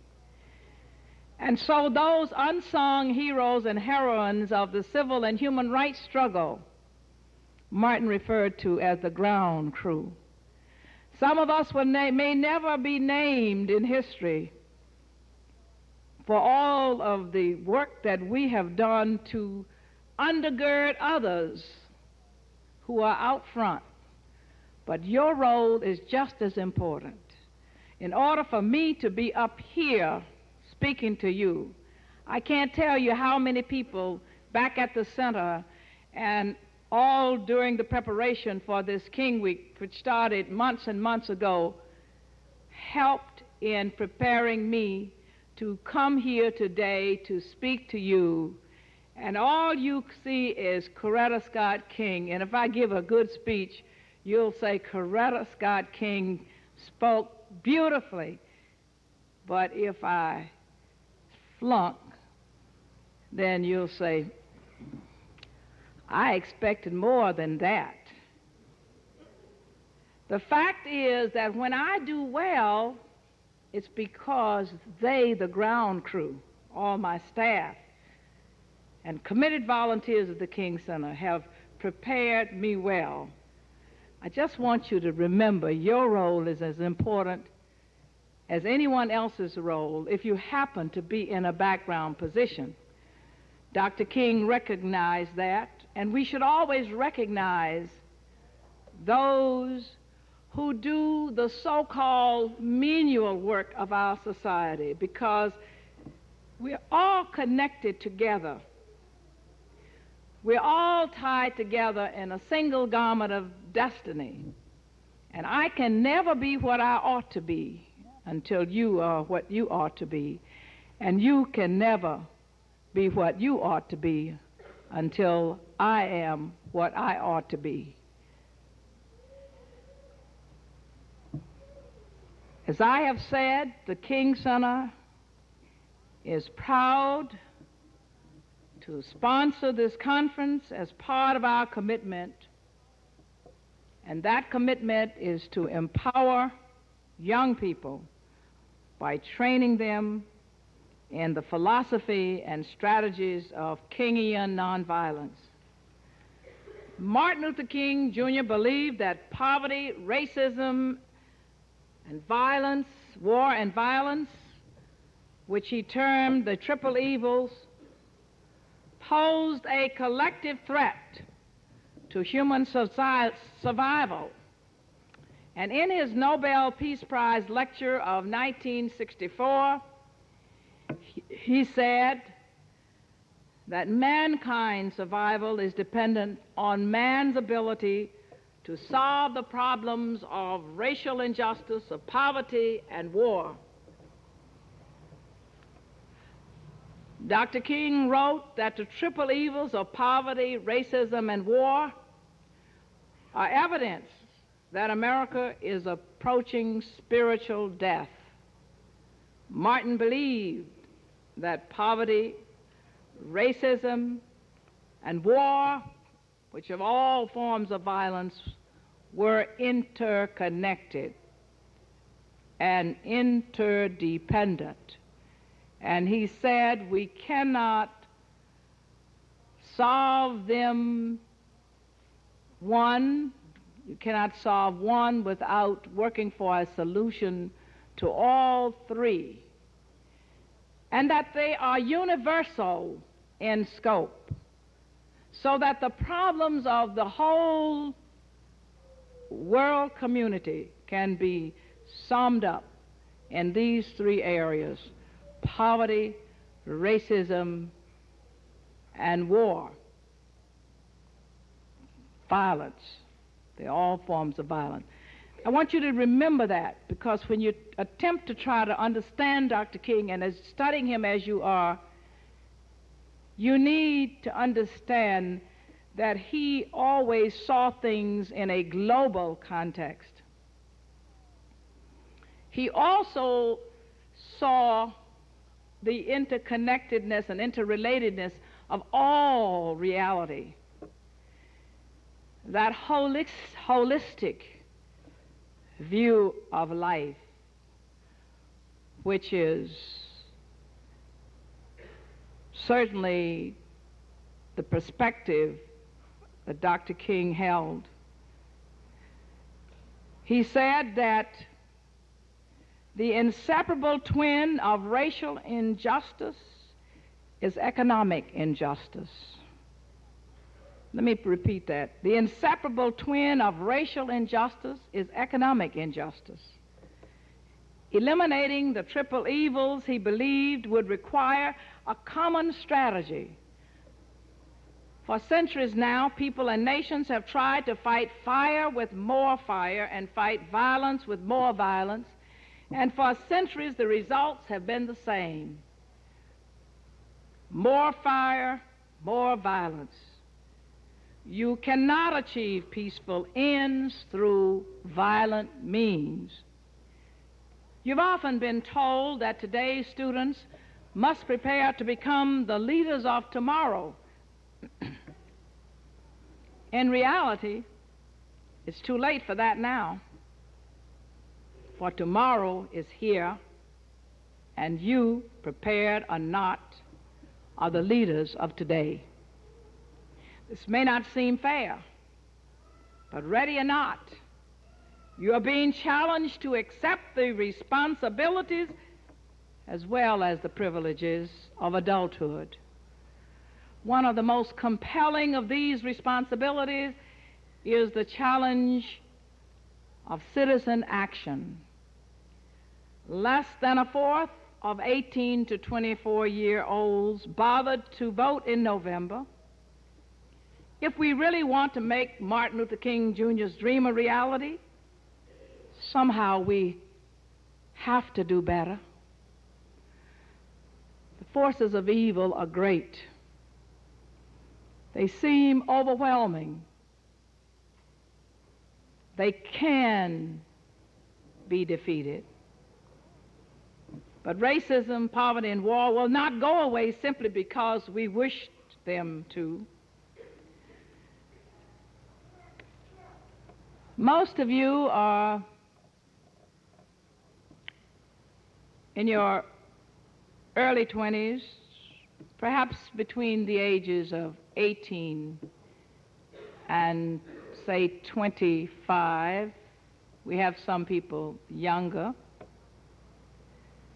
When you became old enough to vote, those of you who are at least 18, you became a spokesman, and women,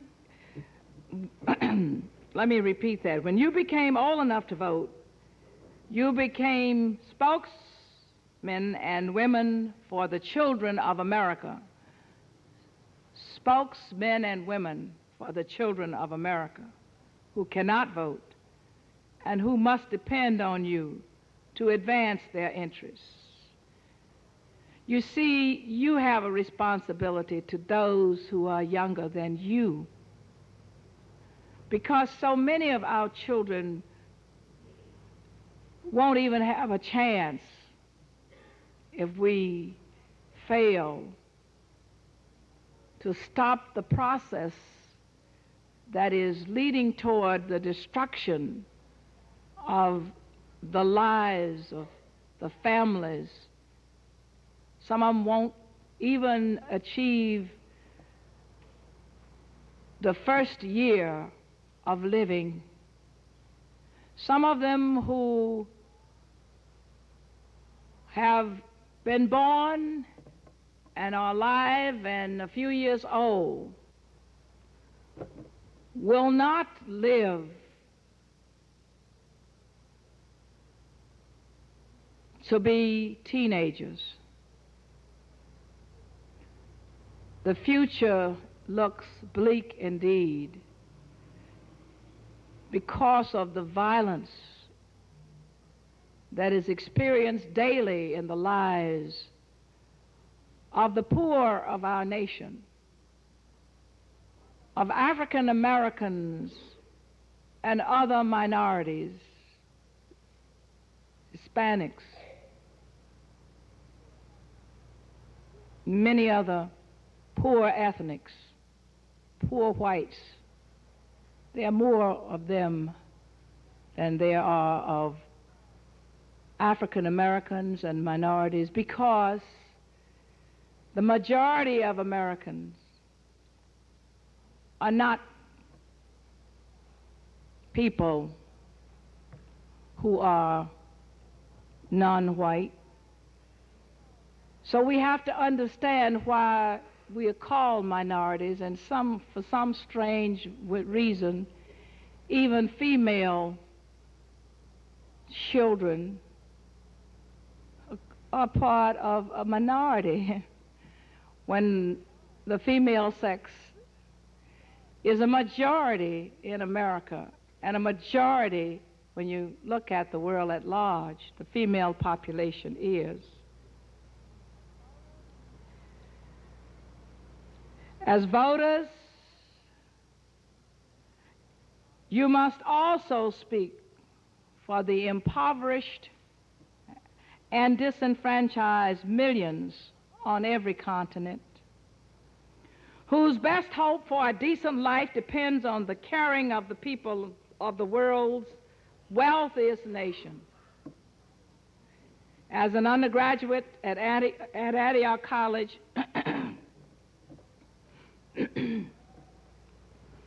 I remember the statue of the great educator Horace Mann on the campus, and the inscription on the base of the statue said, "Be ashamed to die until you've won some victory for humanity."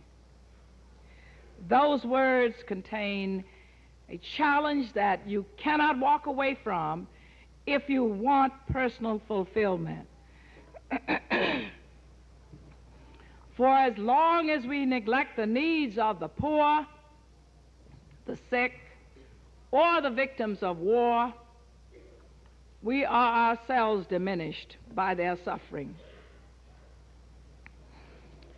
Before we can achieve personal fulfillment, we must accept responsibility for uplifting the needy, not only in the community, but throughout the nation and around the world. Nonviolence is not a method alone or a strategy to be used in certain situations. Nonviolence is a way of life. It's like eating, sleeping, and breathing. It is to be lived in your family life, your lives in schools as you're educated, your professional and business life, and whatever career you choose. You must bring the commitment that your job or profession is an instrument for living and promoting a nonviolent way of life. This means resolving conflicts with your family and friends in a nonviolent, mutually beneficial way. It means living the values of concern and compassion. It means appealing to the best in your adversaries. On the job, it means proposing creative reforms. It means never letting a bigoted remark by a coworker or business associate go unchallenged. And it means speaking out against injustice wherever it surfaces. It means having your own mind and spirit focused on the positive and the good. The ultimate measure of your life is not where you have stood in times of comfort and convenience, but where you will stand in times of challenge and controversy. As Martin Luther King Jr. often said, leadership is not about searching for consensus on the great moral questions we face. Leadership is about molding consensus. You know, whenever we face a difficult decision, we begin to hear a lot of internal voices. Fear asks the question, is it safe? laziness comes along to inquire, is it easy? Then vanity creeps in and asks, is it popular? We have to be strong and turn a deaf ear to these questions until conscience comes along and raises the relevant question, is it right and just? Nonviolence is a daily moment-by-moment resistance to evil. It is not a way of life for cowards. Only the courageous need apply. It is a moment-by-moment full commitment of one's emotions, spirit, body, thought, and will to non-cooperation with all forms of evil and injustice.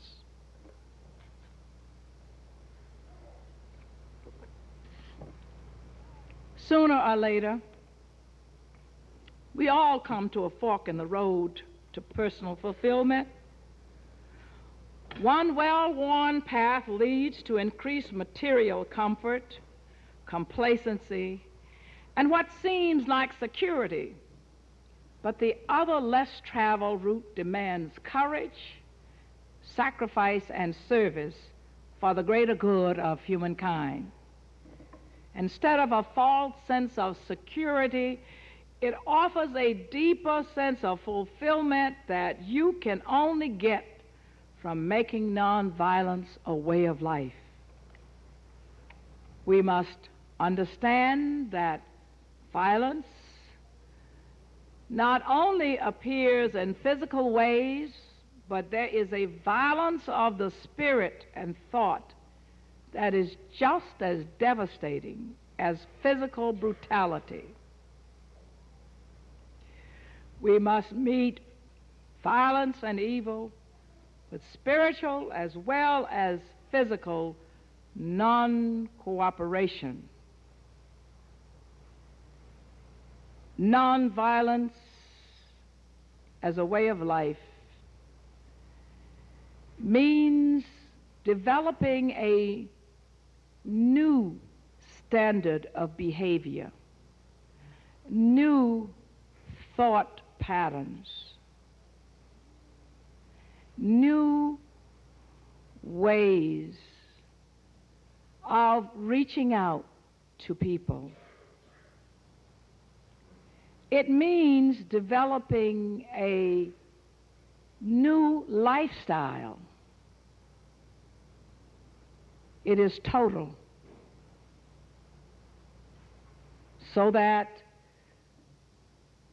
if one becomes truly nonviolent, one is imbued with a power and a spiritual dynamic that transforms not only one's own tendencies toward self-centeredness and selfishness, but it transforms one's immediate environment. One individual who is totally committed can be a powerful force for transformation and change. It has been said that this generation is more concerned about pocket change than social change, but I don't buy into that. Despite the rampant materialism of the 1980s, hundreds of college campuses have recently experienced tension and violence. At the international level, one of the most urgent challenges we face in the nonviolent movement of social justice is the elimination of the apartheid system in South Africa.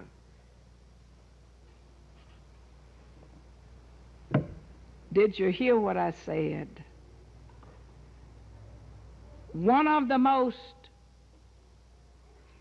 urgent challenges we face in the nonviolent movement for social justice is the elimination of the apartheid system in South Africa. As citizens of the world's leading democracy, we have a moral obligation to call on our government and businesses not to profit from nor to support brutal racist dictatorships. We must use all of our power as consumers, stockholders, as students and working people to persuade American corporations not to cooperate with apartheid. I believe that we can overcome racism in South Africa and all over the world through creative, nonviolent, direct action. But this won't happen automatically. We will have to become better educated and trained in nonviolent philosophy and methods and the Kingian tradition before we can act effectively.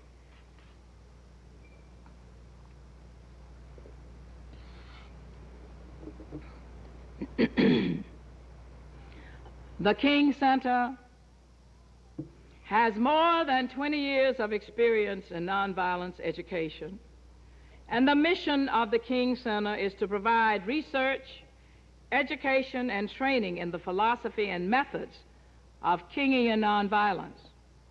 We're training a family of leaders of all races, religions, and nations to apply the methods of nonviolence in resolving conflicts in their personal lives, families, the communities, nations, and world. We have organized a broad range of training programs in nonviolence, including our fully accredited Scholars Internship Program for undergraduate and graduate students. And I hope some of you will avail yourselves of this opportunity of a quarter or a semester here at the King Center, studying the theory and practice of nonviolence in the Kingian tradition. We also have our summer workshop on nonviolence and this conference, which is in its third annual year, to name just a few. The King Center's goal is to raise up an army of 100,000 people who have been trained in the philosophy, lifestyle, and methods of nonviolence by the year 2000. These 100,000 people will help train another 10 million ready to go into the 21st century, living, promoting, and teaching nonviolence as a way to peacefully resolve conflicts in our world and to ultimately create the fulfillment of Dr. King's dream, which was the creation of the beloved community. Nonviolence seeks to defeat evil, not evildoers. History is replete with testimonies that prove that violence does not eliminate evil. Evil is a negative, anti-spiritual force, and therefore must be met with the positive spiritual force of love. I'm not talking about a sentimental kind of love, unconditional love. In nonviolence, complete victory comes only when the enemy becomes a friend. That is why the philosophy and lifestyle of nonviolence is the only clear alternative to war. The most important lesson we learned in the civil rights movement is that nonviolence is the most powerful force, political, economic. Nonviolence is the most powerful force for social, political, and economic transformation ever created. Nonviolence produced the achievements of the Civil Rights Movement, the liberation of India from the shackles of British colonialism, and the overthrow of one of the world's most repressive dictatorships in the Philippines, where decades of guerrilla warfare had failed. As Reverend Tom Skinner explained yesterday, nonviolence is a way of engaging your adversaries not with anger, hatred, and revenge, but with love, respect, and caring. Martin Luther King Jr. used to say that nonviolence is the sword that heals. It is aggressive goodwill. Nonviolence breaks the chain of violence.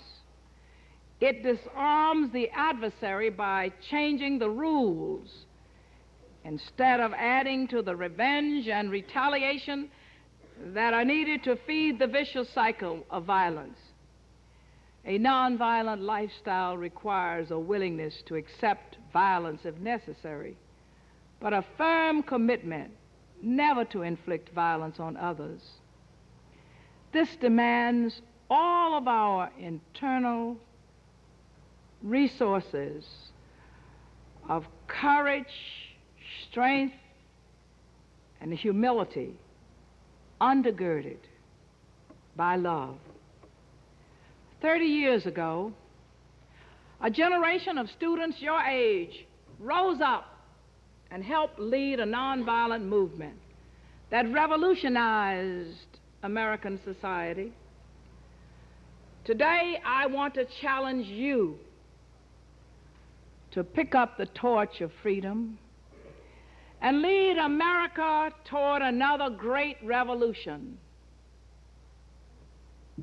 I urge you to become revolutionaries for nonviolence. Become nonviolent revolutionaries for an end to apartheid, an end to hunger and deprivation, an end to repression and the arms race. Finally, I will leave with you some words from one of Martin Luther King Jr.'s last sermons delivered in Ebenezer Baptist Church on February the 4th, 1968.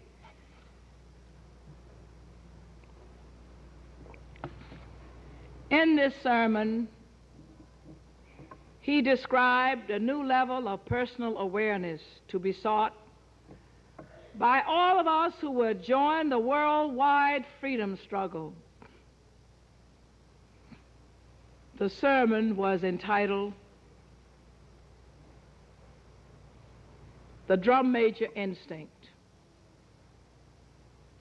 And I think it contains some wisdom about commitment and service that can guide us in the months and years ahead. Martin said, and I quote, "And there is deep down within all of us an instinct. It's kind of a drum major instinct, a desire to be out front, a desire to lead the parade, a desire to be first. And it's something that runs the whole gamut of life. And the great issue of life is to harness the drum major instinct." And Martin went on to say, if you want to be important, wonderful. If you want to be great, wonderful. But recognize that he, she, who is greatest among you shall be your servant. That's your new definition of greatness. Now, Martin didn't create that expression. We've heard it. It's found in the Bible. It means, he said, that everybody can serve, everybody can be great because everybody can serve. You don't have to know about Plato and Aristotle to serve. You don't have to know the second theory of thermodynamics to serve. You only need a heart full of grace, a soul generated by love, and you can be that servant. Martin's words provide an urgent challenge to all of us to become a servant of God and humankind. I hope you will become drum majors in those areas of lasting value. Be a drum major for human rights. Be a drum major for love and righteousness. Be a drum major for peace. Be a drum major for Martin Luther King Jr.'s beloved community with all of your heart and soul, and you will be that servant. That's the challenge I bring you this morning. Thank you, and God bless you.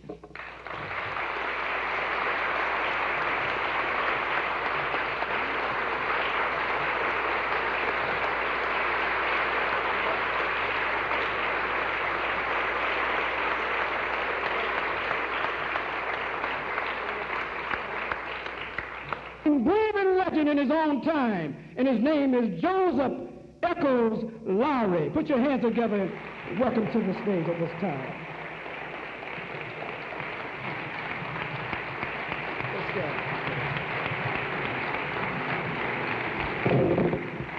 Thank you very much. Now we bow our heads for the benediction.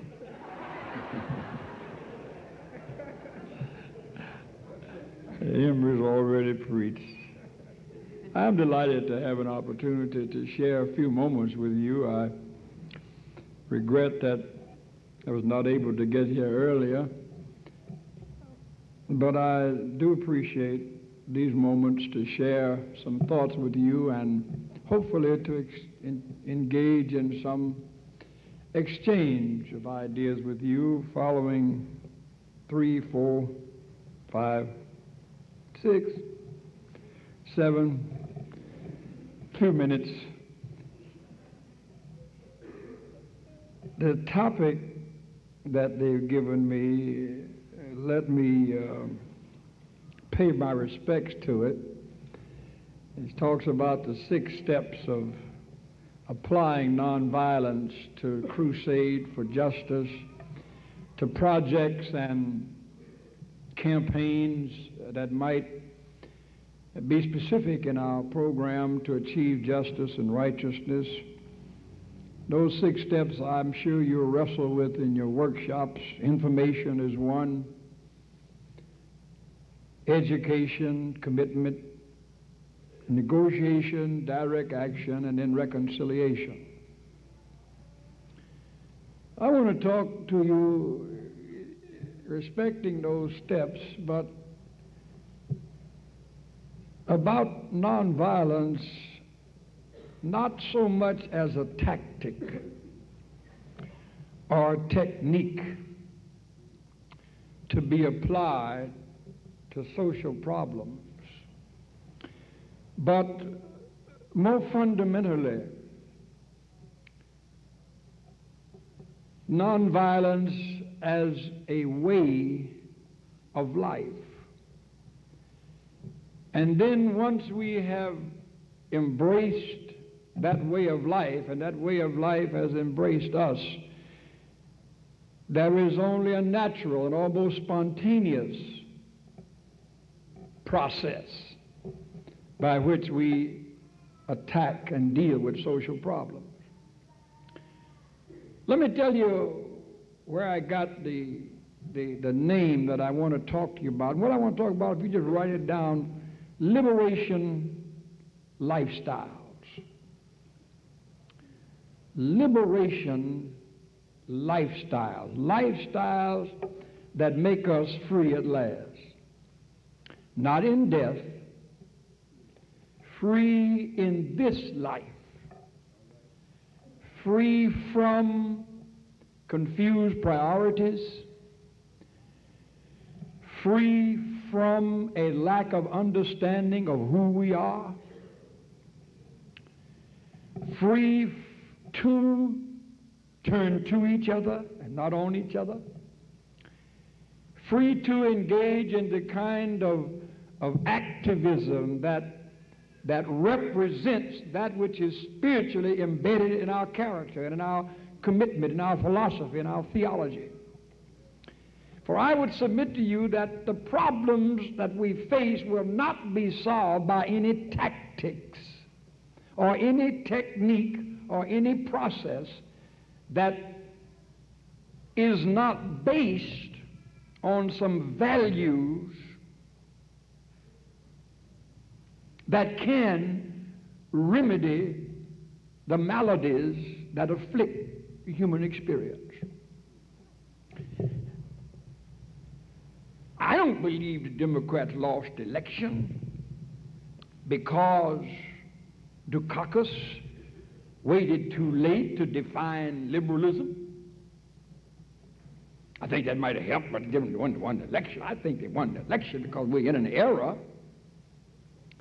where we are being hoodwinked, but nevertheless, to the credit of the American people, they're voting on values. I think Mr. Bush did a better job of convincing the American people that he was committed to some values, kinder, gentler, more brotherly and sisterly. Now, he may be talking out of all the sides of his mouth at one time. But the point is that they did a better job, and they continue to do a better job of challenging the spiritual being, challenging not challenging the process by which we eliminate poverty, but challenging the rightness, challenging the values by which we live. And I submit that the whole question of racial justice and economic justice and political justice are basically not economic and political problems, but spiritual problems. They're related to values, and until we embrace those values, we're not going to deal effectively with politics, no economics, no education, no militarism, no racism, until we deal with values. The whole question of race relation, it's a spiritual question. See, if a man discriminates against me because I'm ignorant, that's my fault. I ought to know what's going down. Somebody ought to say amen. Say amen, Pew. Amen. Thank you, Pew. If a man discriminates against me because I'm loud and uncouth, that's my fault. I ought to know when to cool it. Amen, Pew. I ought to know when to shout. I ought to know when to whisper. I ought to know when to stomp. I ought to know when to tiptoe. If a man discriminates against me because I'm dirty, that's my fault. I may not can afford nylon and Orlon, but my no-lon can be clean.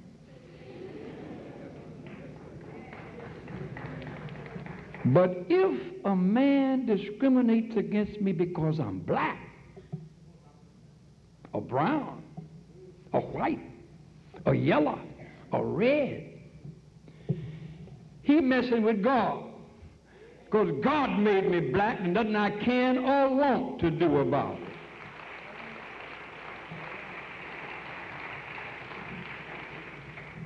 it. So that makes it a spiritual question. It has sociological implications, and you can deal with what all the folk, but basically it's a spiritual, it's a question of values. And until we understand that and embrace that as a way of life, we shall be beset by trouble as we try to deal with process without philosophy and value. About 6 years ago, in SCLC, we started dealing with health problems among poor people. I saw a study, and I got back from Germany last night. The papers spread out about, they said poor folk don't get good health care, black care. We told them that in 1984. Because we got concerned about health care. And we held 11 seminars across the country on the crisis in health care for poor people. What we discovered was frightening. That poor people of all colors, elderly people particularly, are choosing between meals and medicine with their meager means. In Kansas City, we found one elderly person who locked herself in the door because she got tired of borrowing from her friends and relatives to buy a meal or medicine. And she locked the door and willed herself. She died. What we learned was tragic, but this is what I want to share with you, that what the health authorities, health personnel taught us was that 45% of the factors that have to do with our well-being from a health perspective, 45% of those are related not to medicine,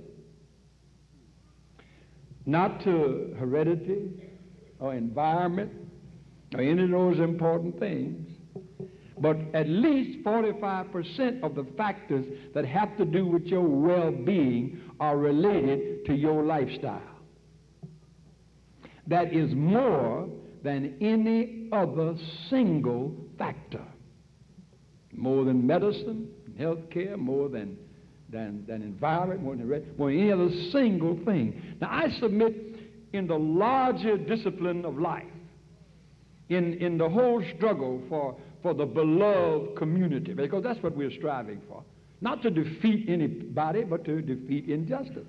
To defeat whatever denies the purposes of God in his creatures. To be fulfilled, to find meaning, to live and grow and enjoy the abundant life that God made. Whatever denies that, whatever defies and defiles the sacredness of human personality is sin and injustice and wrong. And that's what we're striving for. And we're saying that more than, I'm arguing that maybe 85% of the struggle, of the battle against that which denies us fulfillment is related to our lifestyle more than anything else.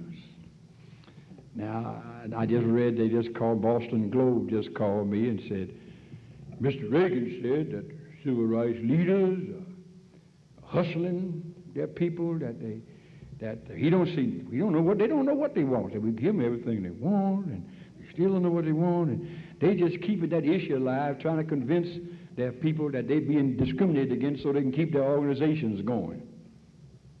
But your president said that.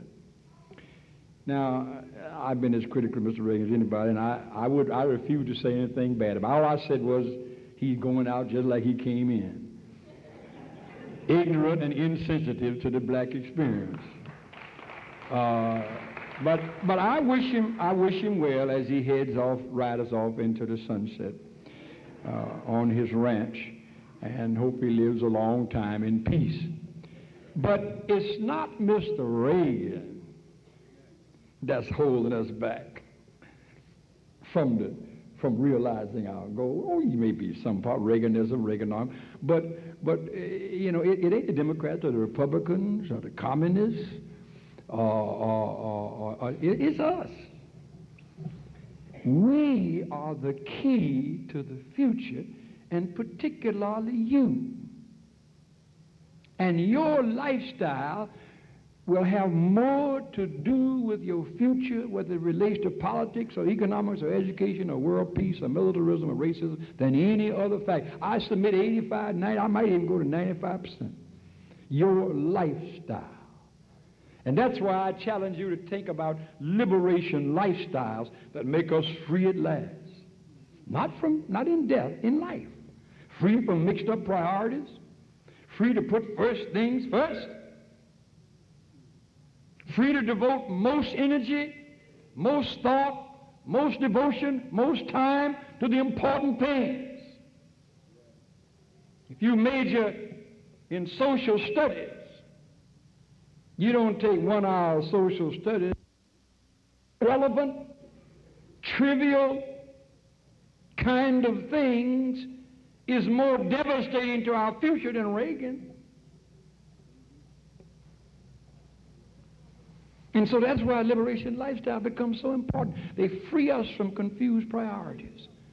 They free us to put first things first. And the first thing I want to suggest to you, and I'm going to be through my 5 minutes, is that how you perceive life is the beginning of the end of your problems. And I used to talk about life being a gift from God. I stopped that. I say it's a lease from God. I say it's a lease because He's going to take it back. Say amen, people. Amen. Thank you.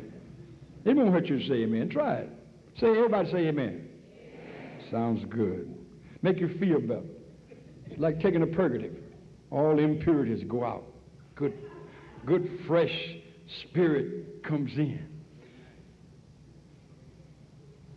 Huh?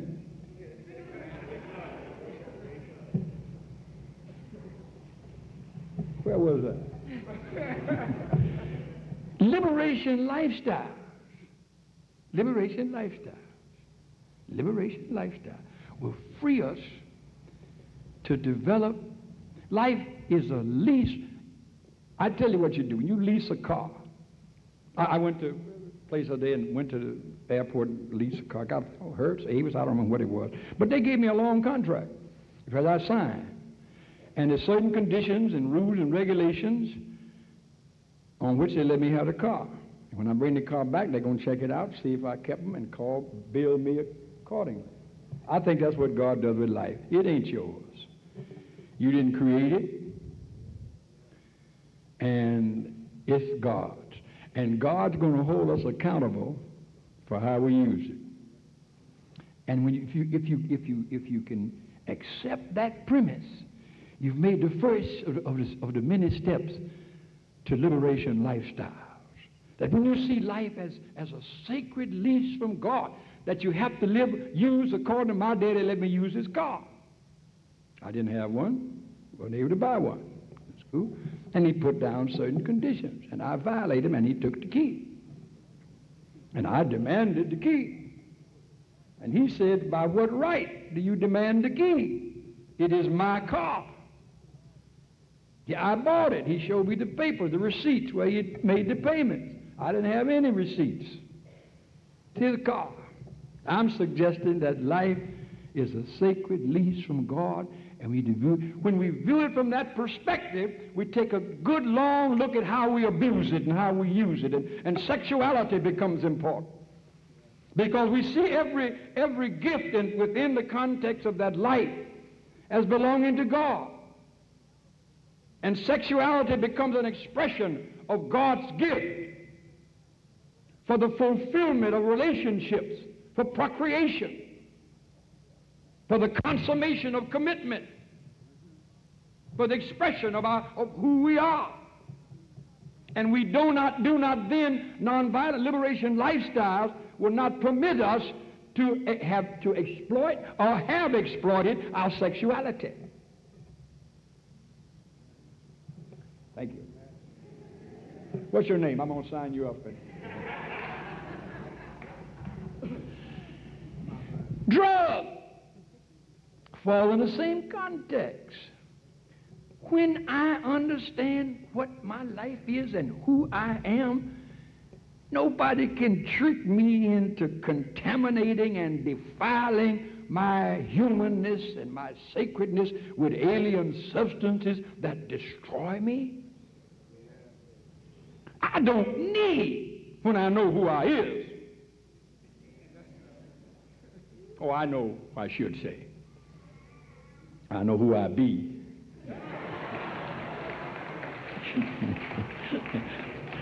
I don't need drugs. I have more qualitative substances on which to lift my spirits. I came back from Germany last night, got off KLM at the airport, and my two little baby grandsons were waiting for me in their stroller built for two. And when I saw their smiling faces and their outstretched arms, I got high. Yeah! Got high. What a glorious gift God has given me. What do I need with some kind of mess to feel good when I've got the gift of God? When you understand who you is, you can take that perspective. I look at you. I'm just as high as that. You're as beautiful. You are the promise of the future. You're black, brown, red, white, ugly, pretty, tall, short, fat, skinny. You are the diversity that makes for unity. The oneness of the human family cannot be erased by racial diversity, but it is made indelible by racial diversity that enriches the human experience. That makes me high. And when you see life in that perspective and somebody offers you something to smoke or sniff or something, what do you mean? You'll be out of your cotton picking mind. I don't need that. You may be crippled and deficient and need that. But I have embraced liberation lifestyle, and I'm free from dependency on anything that tends to destroy.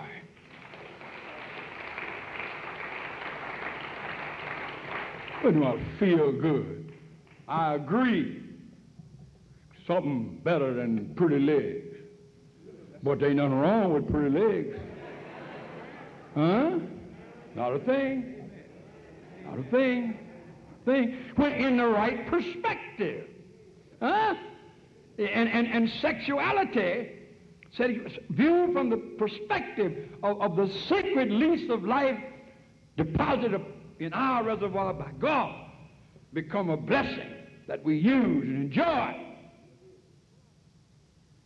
grow, procreate, consummate our relationship.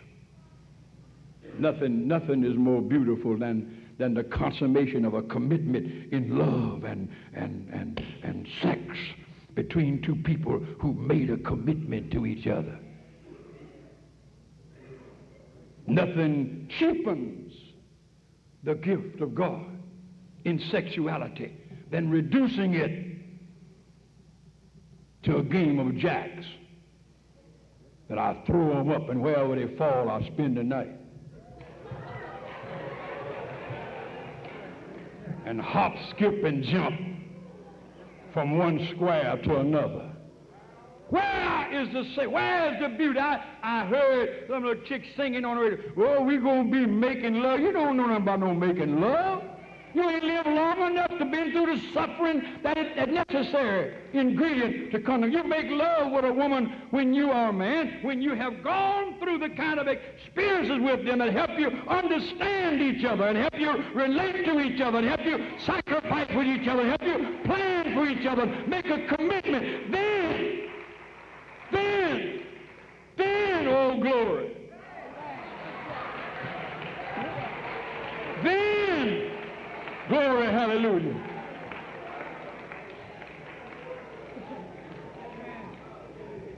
Liberation lifestyle make me free from the need to cheapen mine or her sexuality. And you girls, you better embrace liberation lifestyle. Makes you free to say mm-mm till he says I do.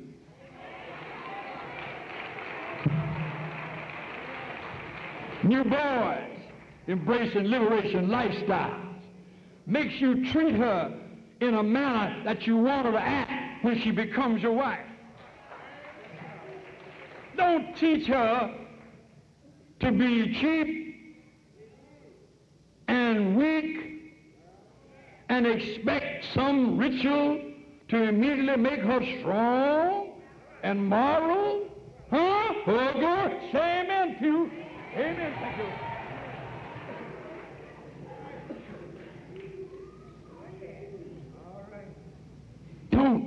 I'm talking about liberation lifestyle. Your sexuality, men, is not measured in how many notches you can put on your sexual pistol. That has nothing to do with manhood. I had a big old yellow mongrel dog who had more notches than you ever be able to get.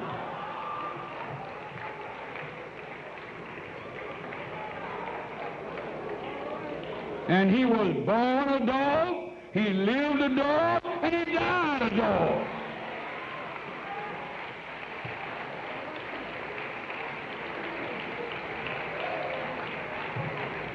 Manhood is measured in integrity, in self-respect, and in respect for others, commensurate with the respect you have for yourself as a child of God. Manhood is measured in industry.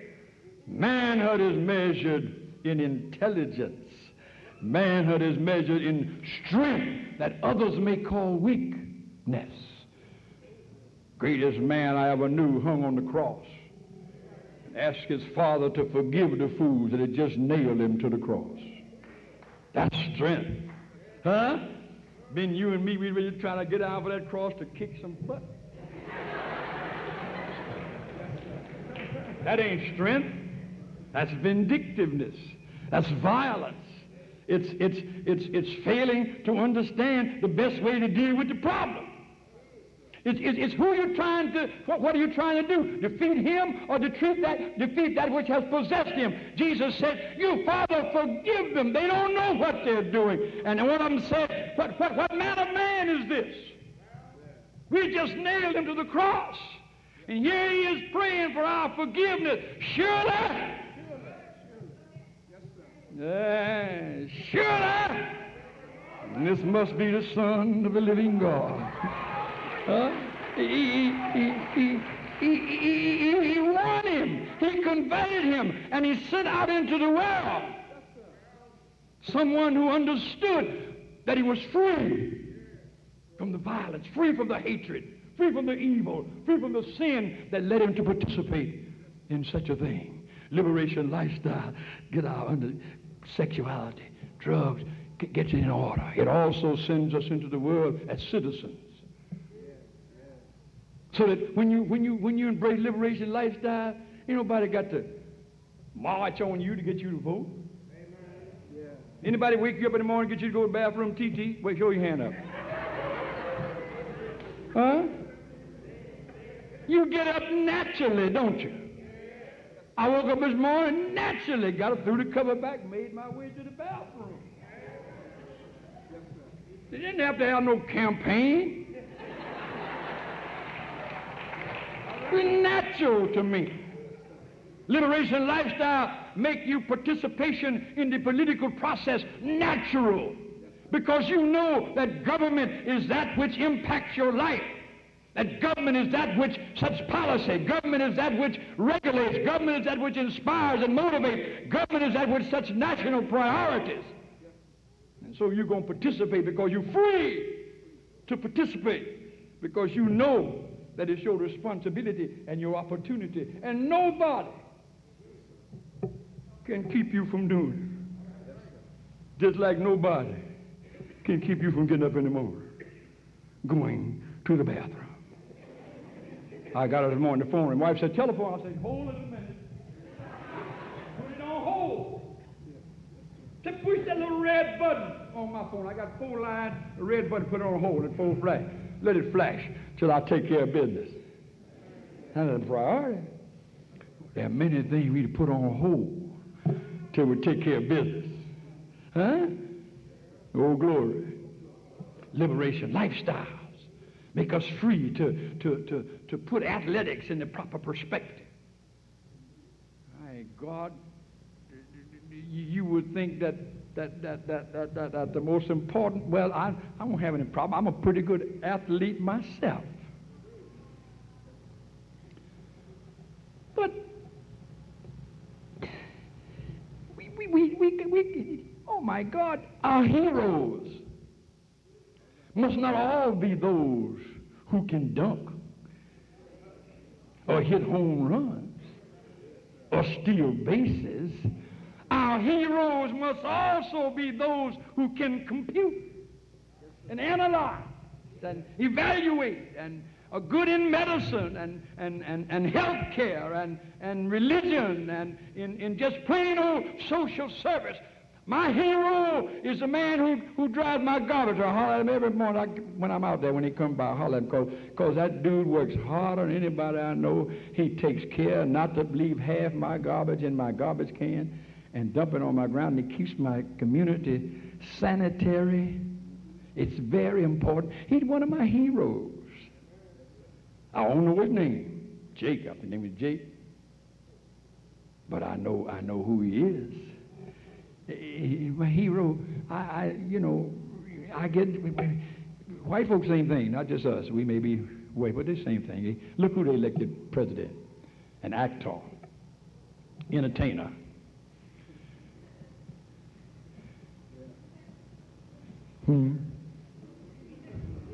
Our values, heroes. Nothing wrong with athletic. Nothing wrong with it. Those who can do, but somewhere we've got to help our young men, for example, understand that for everyone that makes it to the Bears or the Cincinnati or the 49ers, there are 15,000 never did get in the recruitment office. And those who put their whole life and hope in making the pros and didn't make it are somewhere in the unemployment line rather than the line of scrimmage. Value, I'm talking about liberation lifestyle. Makes us participate in the political process. Makes us understand the government ought to be responsive and responsible for the well-being of its citizens. I'm going to stop. I just got back from East Germany. And over there behind the Iron Curtain, they say, Constitution wrote a big story for it. Said Lowry going behind the Iron Curtain. I'm a Billy Graham, been to Russia several times. They never did question him. How come they question me? I preach the same gospel, Billy Graham. Now, I go anywhere, but I didn't need their permission. I had a commission long time ago. It said, go into all the world and preach my gospel. And I go wherever I can, preach the gospel. But you know what? They named a school after Martin Luther King, Jr. And the next day they named a hospital after Martin Luther King, Jr. That's what I went there for, to celebrate that. And the little children just went, wow. And they were so good. And they named a school because that's where we deal with the minds and the spirits and the attitude and the values. They named a hospital because that's where we heal. And Martin Luther King's message and the message of nonviolence is a message of healing. And the children are crying that now. You must lift that message. Eisenhower said, when I'm through that in 1953, that the arms race, a tool of the military-industrial complex, is not just spending money, it's spending the future of our children. He's called it theft from those who are hungry and are not fed. That was Eisenhower now. Dwight David Eisenhower, general of the Army, 4-star, 5 stars. I guess if they had 6 stars, he'd be a 6-star general. If president of the United States, they're stealing. The arms race steals from those who are hungry, steals from those who are naked, steals from those who are ill. And then it said it robs our children of the future. The children are our future. You are our future. And I'm saying we must hear the message of children today. 40,000 children die in this world every day from needless disease and violence. The nations of the world spend $1 trillion a year on the military while children are dying of hunger and disease. The children speak to us today from the graves in Soweto. They speak to us from prisons in Johannesburg and Durban. The children of the West Bank are speaking to us with their bodies about peace and negotiating for peace. The children speak to us, and we must hear And I hope that your voice will join that cry for justice, that you'll embrace liberation lifestyles that make you free at last, not in death, but in this life, free from confused priorities, free to love, free to turn to each other and not on each other, free to embrace nonviolence, not simply as a technique, but as a lifestyle that makes me free at last. Free at last. Thank God Almighty, I can be free at last right here, right now.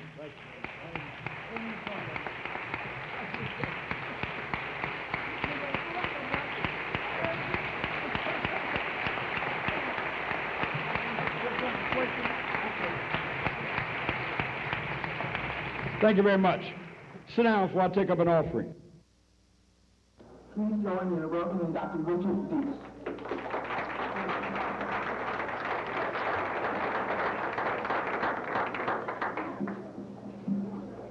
Thank you, Kerry.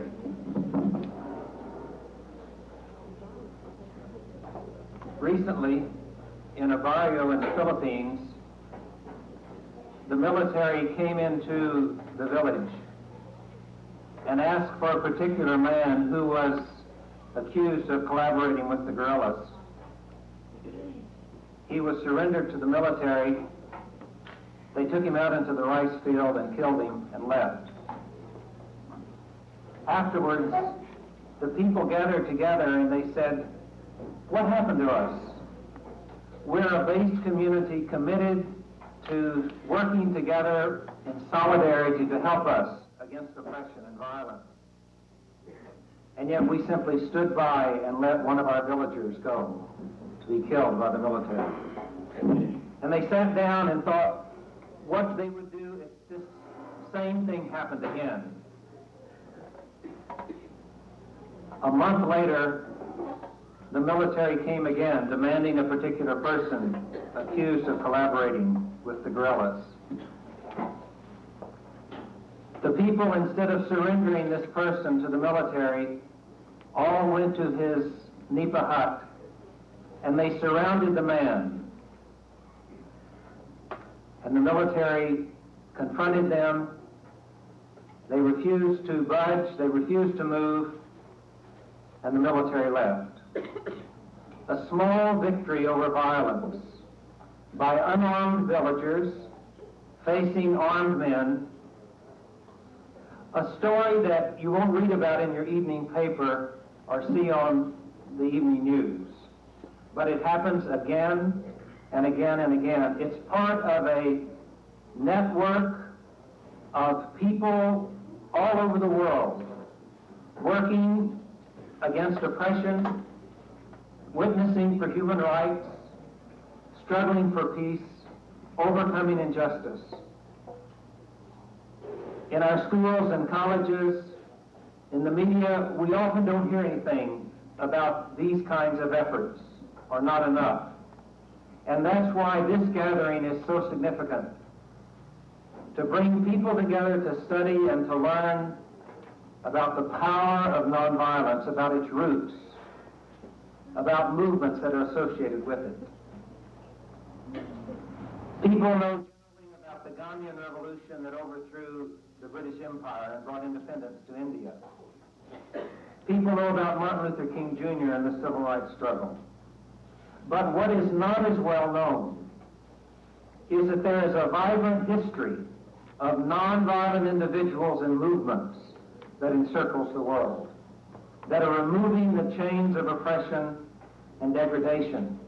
They are part of what Gandhi called experiments with truth. Gandhi believed that God is truth, and the most powerful weapon in the universe is truth itself. And that when a subjugated person or group of peoples take hold of the truth, they have the power of God within them, and they can overcome brutality, torture, and death. I'd like to share with you just a few vignettes, stories of groups which are living out these experiments with truth. A few years ago, when Ferdinand Marcos was at his peak of power as dictator in the Philippines, unknown to him, in barrios around the country, there were people who were studying ways of overcoming oppression through solidarity together in a nonviolent, committed struggle. Marcos called an election, certain that he would be reelected because he controlled the media, he had a powerful army, he was very wealthy and had plenty of money to use in the election. There was no united opposition. And yet, the opposition united around one person, Corazon Aquino, and people convinced that they had the truth on their side in their struggle against injustice and dictatorship, began training people to organize for that election, to get people to overcome their fear and to come out and vote against a dictator for the first time. They trained poll watchers so that when the vote actually did happen, there would be people trained to oversee the balloting and to protect people against armed goons, which were a tradition at that time. And through the election period, petitions and marches, through all kinds of efforts, there was an enormous outpouring, and Corazon Aquino was overwhelmingly elected. However, Marcos was determined to hold on to power, and he found ways of having the election turned in his favor. And the opposition was determined that they were not going to be defeated. And they planned boycotts, they planned stayaways from the schools, they withdrew their money from the Marcos-controlled banks, they boycotted all products that were produced by the Marcos Industries, they committed civil disobedience, they did many different things determined to bring about a proper and fair election. And then the unexpected happened. The Secretary of Defense and the head of the Armed Forces both defected from Marcos and declared their support of the newly elected president. And the country was on the verge of civil war. But instead of violence breaking out as was expected, the opposition called the people to come out on the streets of Manila unarmed and stand up against the troops. And for 4 tense days, 1 million unarmed people faced armored columns, tanks, airplanes, armed soldiers. And they said it was like a miracle because only a few people were killed, and within 4 days, the government had toppled and Marcos fled the Philippines. Now, getting rid of the dictator was only the first step in the revolution, because there were other pillars of oppression. An oligarchy that controls much of the land, and an undemocratic structure and a very powerful military. And that struggle is still going on today. There are base communities, there are people's organizations that are still struggling to complete the revolution that was begun a few years ago. And today there is still a great deal of violence. The army is still powerful. There is a guerrilla movement that believes that violence is the only way to overthrow the military. And there are right-wing vigilantes. And so there is still a lot of violence. But as in the barrio I referred to a few minutes ago, there are people who are continuing to experiment with truth and finding ways to complete the deliverance of the Filipino people, seeking what they call people power. It's what Martin Luther King Jr. called love force, and what Gandhi called satyagraha, or truth force, or soul force. The same kind of thing is happening across the world in Latin America. Have you noticed in the last few years how the dictatorships have begun to topple in Latin America, one after the other? Hated dictatorships that many had thought only violent revolutions will get rid of. And yet in country after country, unarmed people, mothers, students, laborers, religious people, have been persisting in their witness against oppression, refusing to be intimidated even by torture, and death. The struggle is far from over because the end of a dictatorship is only the first stage in a people's revolution. And so, for example, today there is a great campaign going on in Brazil, Land for the Landless. And people are being trained to actually go out and to occupy land, nonviolently, land that has been unjustly taken from them by rich oligarchs and wealthy corporations. In Brazil, they don't use the word satyagraha, they use firmeza permanente, relentless persistence. Just one example. In the northeastern portion of Brazil, a wealthy landowner took over the land and kicked off some people who had worked that land for years, land that by common law belonged to them. But with his armed goons, he was able to push these families off their land. But they were committed together as a base community. And they had a covenant together, a 5-point covenant. Never kill, never hurt, commit yourself incessantly and with perseverance, remain united, and disobey orders that violate or destroy you. And they went in and reoccupied the land. The armed goons came and pushed them off and dug up their crops. The next day, their bishop came, unarmed, went into the field and picked up some of the manioca plants that had been dug out by the armed goons, took them to the cathedral and put them on the altar, and that Sunday preached a sermon on the right of the people to land. And they were able to win the assistance of some human rights lawyers. Even after 100 of them were arrested and put in jail, 100 others went to the judge and they said, we should be in jail with our brothers and sisters because we too demand our land. And the 100 were freed. And finally the issue went through the courts and the people, the families were able to go back and take the land. Today in Uruguay and Argentina, there are people writing petitions and standing up to the military demanding that those who tortured and those who killed under the dictatorship be brought to justice. There are new signs of hope even in Chile, which has one of the remaining dictatorships in Latin America. Pinochet there has been the dictator for almost 20 years.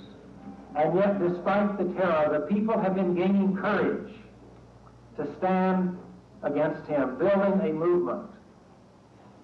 In Latin America, there is a nonviolent network of people that call themselves SERPAJ, Servicio Paz y Justicia, Service for Peace and Justice. And they are providing training and solidarity and witness in the struggle against Pinochet. One of their main efforts is having workshops in overcoming fear, because an oppressive structure is able to intimidate people and make them passive because of their fear. And so in these workshops, they learn how to overcome the fear. A group of them have bound themselves together as the Sebastián Acevedo movement. Sebastián Acevedo was a worker whose children were kidnapped and tortured. And as a result of this, he killed himself. And he is being remembered by the people who have come after him and all those who have been disappeared and tortured. And what the people in this movement do is they go to a place of continuing oppression. They study the situation and then lay out a strategy. And so, for example, and unfurled a banner that said, torture is going on in this house. And they stood there in silence, pointing their fingers to the house of torture, and stood there until the police came and arrested them. But the silence had been broken, and the truth had been proclaimed. At other times, they go to a place and will chain themselves to the fence in front of a place where there is injustice, as a silent witness again against injustice. They say that they are like drops of water on a stone, slowly but surely wearing away the stone of oppression. In 1986, leftist guerrillas killed 5 bodyguards of Pinochet in an assassination attempt.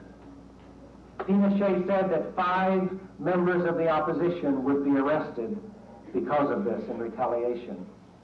A human rights lawyer in Santiago knew that he might be on that list of 5, and so he devised a plan and talked it over with his neighbors. That night, under cover of darkness, a car drove up. Hooded men got out and tried to break into the lawyer's house. The door was padlocked. They weren't able to break through the reinforced door. They went to the windows and began banging on the windows and trying to break through. Inside, the family had turned on all the lights, began blowing whistles and beating pans. And the neighbors began doing the same things, throwing open their shutters, turning on the lights, beating pans, blowing whistles. And the hooded men left because, again, they had been exposed. In the past, people would have cringed in silence and fear, and the oppressors would have had their way. But under the light of truth and courage, they pulled away. And then last October, a referendum was held, and many thought that, like Marcos had thought, many thought that Pinochet would win. People were to vote yes or no, sí or no, whether or not they had faith in the military regime. And following the example of the Philippines, there was almost a total registration of the population of the country. And a majority of the people voted a vote of no confidence of Pinochet, an astounding thing to happen under a dictatorship. And that night, 1 million people gathered together in Santiago in celebration because the first pillar of the dictatorship has been broken, and they feel that democracy will come soon. I must hurry because I have only a few more minutes. Just a word about South Africa. In South Africa, nonviolence training is going on. Last June, the Council of Churches organized a long-term campaign that they call Effective Nonviolent Action Against Apartheid. And they have planned out a long-term training program where they will go to every town and village in the country, training people to witness in a time of growing difficulty, because even though the government has been removing some of the signs of what they call petty apartheid, the policies have become even more and more oppressive in the last year. And so they are trying to find ways of taking concern for the people in the jails, concern for the people in the townships. A long-term struggle with apartheid. A very different kind of nonviolent social change today is occurring in the Soviet bloc. Very different but highly remarkable. In a part of the world where people thought communist totalitarianism would never be changed except through violent upheaval, today unexpected and surprising developments are taking place. In Poland, for example, the movement of the laborers, called Solidarity, has not unexpected change and openness and restructuring of the national life. And along with this change from the top, there has been an explosion from the grassroots. There are tens of thousands of grassroots groups which have been organized in the last 2 years that are dealing with peace and justice, ethnic and environmental issues. Popular fronts of people in Estonia, Lithuania, Latvia, Armenia have begun to organize to assert their traditional rights as non-Russian Soviet people. Links are beginning to be made between the West and the East, between the North and the South, as we are discovering our solidarity together. People of the Communist bloc, people of the Western bloc, North and South together. Today we are at the place where the peoples of the world are beginning to discover their oneness. We live on a common earth that is in danger from the arms race, in danger from environmental pollution and depletion of our natural resources, of tremendous danger from military proliferation and the arms race, not only east and west, but north and south as well. And yet, in the midst of all of this, we are a part of a movement of people committed to change from out of their own solidarity and struggle. And tonight, I would like for us to think of ourselves not as simply gathered together in this conference studying nonviolence, but rather we are at one with the rubber tappers in the Brazilian jungle, sitting in front of bulldozers to save the land from rapacious developers. We are one with Israeli Jews and Muslims illegally replanting olive trees in groves of Palestinian farmers that have been cut down by the army. We are one with mothers of the disappeared in Buenos Aires who are marching against the military. We are one with Soviet Armenians who are gathering in rallies with as many as 1 million people in their capital of Yerevan.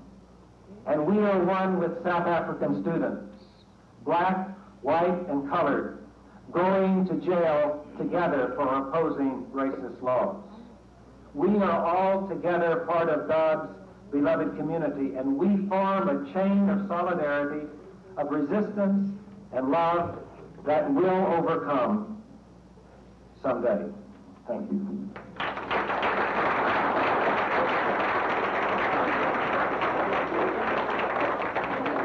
Congressman from the 5th District of Georgia, United States Congressman John Lewis.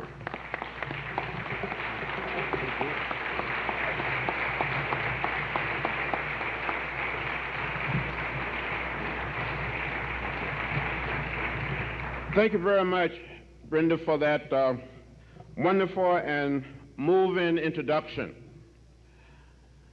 Let me just say that I'm delighted and very happy, very pleased to see all of you here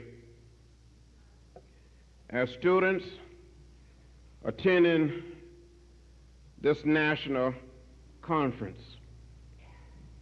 Bernice King, I want to thank you for inviting me to come. Lily, I know you and the committee and all of you have done a great deal of work. It's an impressive group of students. I only wish that I could have been here during the past few days. But if I tell you about my schedule during the past few days, you wouldn't believe it. I spent a great deal of time during the past few days, since Thursday, as a matter of fact, speaking to grade school students, middle school students in Atlanta, high school students, but also in Mississippi, at Jackson State University on Friday night and Friday, meeting with the governor of Mississippi. 25 years ago, it would have been impossible to be invited into the office of the governor of Mississippi. I didn't ask for the invitation. He heard that I was coming, and he called my office and said he wanted to meet with me. And he said during the meeting, John Lewis, the next time that you're here in Mississippi, don't stay in a hotel. Come to the mansion and bring your family. I want to get to know you and your family. That would have been impossible 25 years ago or 28 years ago during my first trip to Mississippi during the Freedom Ride. And last night I was in North Carolina. Came back this morning speaking to the Marines about nonviolence, about the movement, about Martin Luther King Jr. I know we're running behind, and I'm going to try to be brief. I told Bernice that I was going to be brief, and I'm going to try my best to be brief. You're such a beautiful group. A few years ago, I looked like some of you, really. I had all of my hair, a few pounds lighter, and I was a very innocent young man. You heard in the introduction by Brenda that I come from a rural background. As a matter of fact, I grew up in southeast Alabama, near a place called Troy. Shore State University is located there. In the 1940s and 50s, the 60s, when I was growing up, this community, like most of the South, was segregated. There were waiting rooms. There was toilets marked white men, colored men, white women, colored women. I saw those signs that said colored waiting, white waiting. There were two different worlds, a black world and a white world. When I was in school, I was bused long distances over unpaved roads, dusty in summer and muddy in winter, to attend overcrowded, poorly staffed, segregated schools. They weren't called high schools, but training schools. They were schools for colored. We weren't called black then. They were colored training schools. The evil system of segregation had been built on a foundation of racism, greed, hatred, and the denial of human needs and basic human rights. It was a closed society, and everywhere I turned, as a teenager, I find closed doors. The age of 9 and 10 and 11, when I went downtown to the little town of Troy to go to a movie, you had to go upstairs to what we refer to as the buzzard roost, marked colored. But I tell you, it was one of the greatest privileges of my life. In 1955, when I was 15 years old in the 10th grade, to witness the birth of the Civil Rights Movement. When I first heard of Martin Luther King Jr. and the Montgomery bus boycott,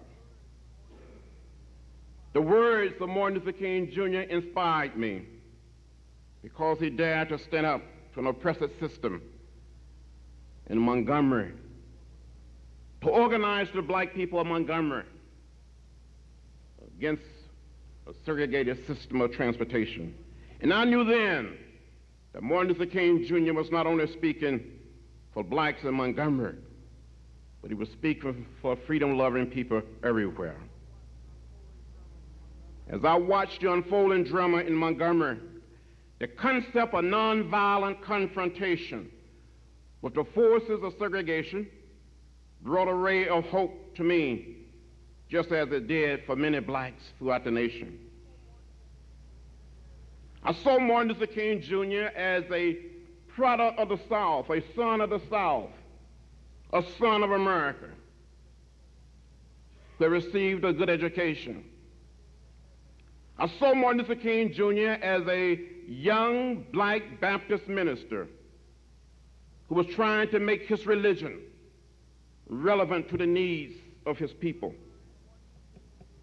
In my mind, Martin Luther King Jr. was a modern-day Moses, using organized religion and the emotionalism within the black church as an instrument, as a tool, as a vehicle for freedom. Not long following the successful conclusion of the Montgomery bus boycott,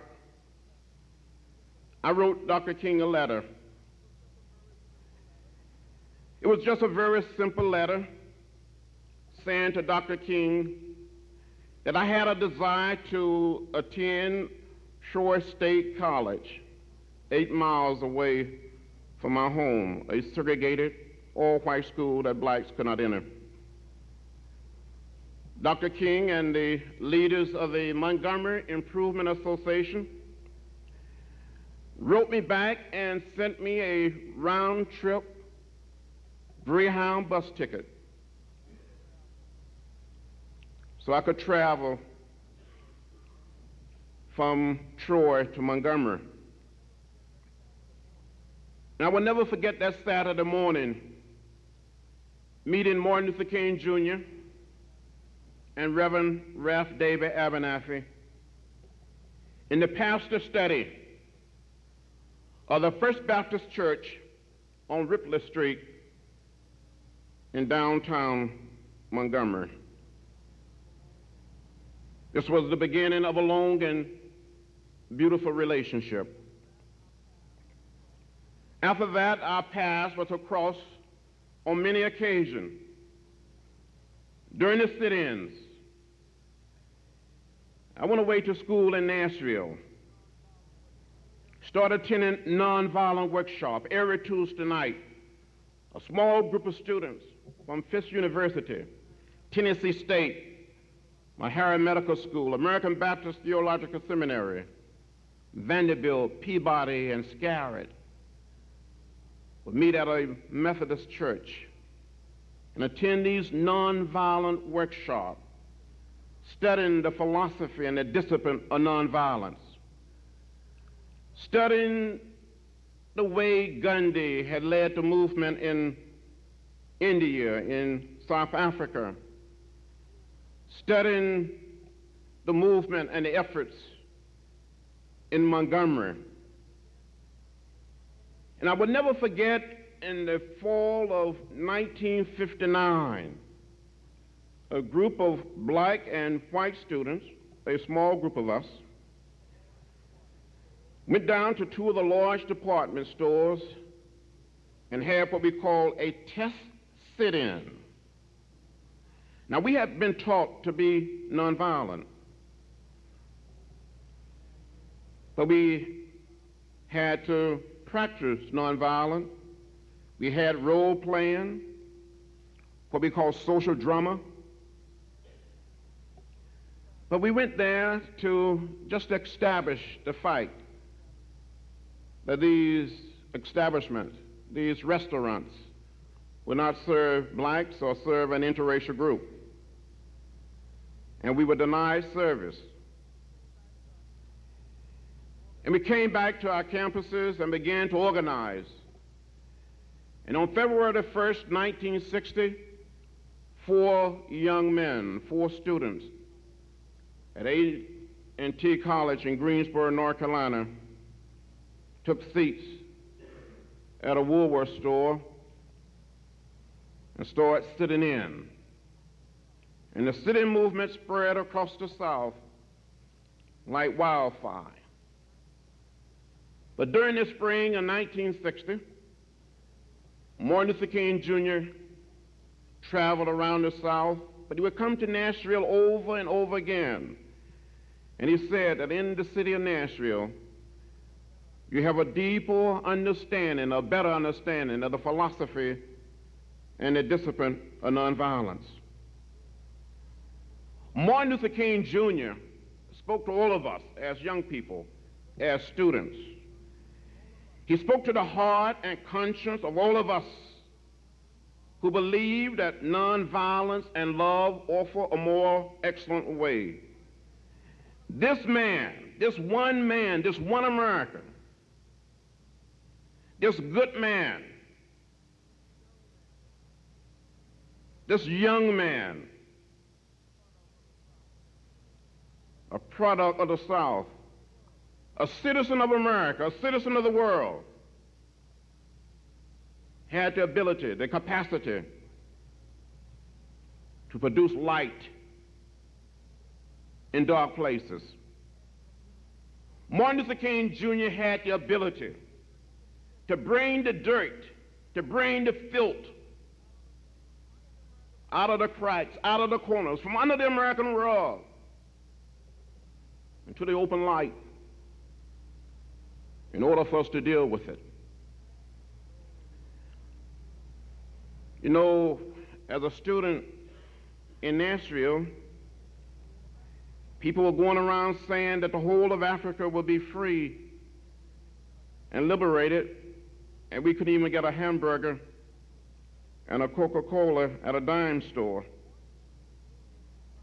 So Martin Luther King Jr. inspired all of us to stand up and say, no, that will not happen. Say no to the system of segregation and racial discrimination. That's why I said today in 1989 that Martin Luther King Jr., more than any other human being of the 20th century, had the power to bring more people together to do good. Black and white, Protestant, Catholic, and Jews, young and old, rich and poor. Martin Luther King Jr.'s message was love. His weapon was truth. His method was creative nonviolence. His goal was the beloved community. And as young people and as students, I'm not talking about something that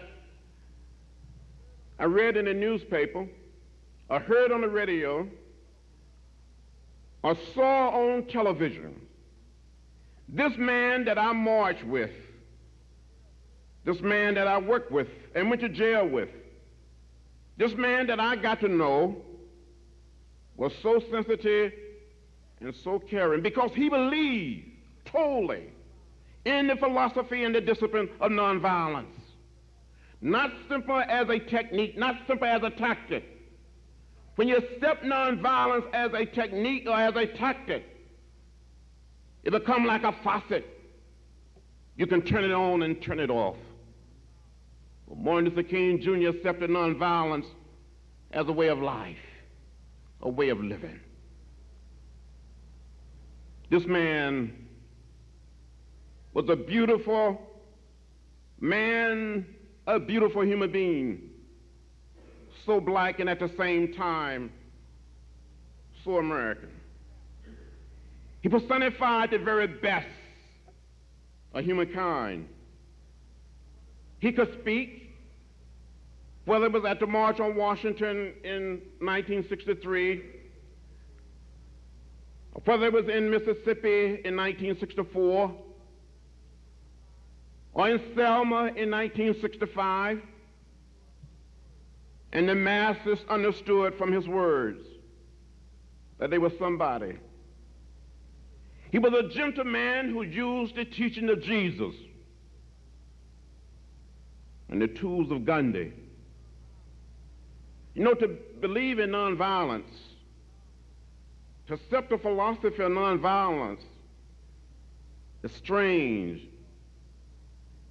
The philosophy of passive resistance to evil and the use of nonviolence in the struggle for good.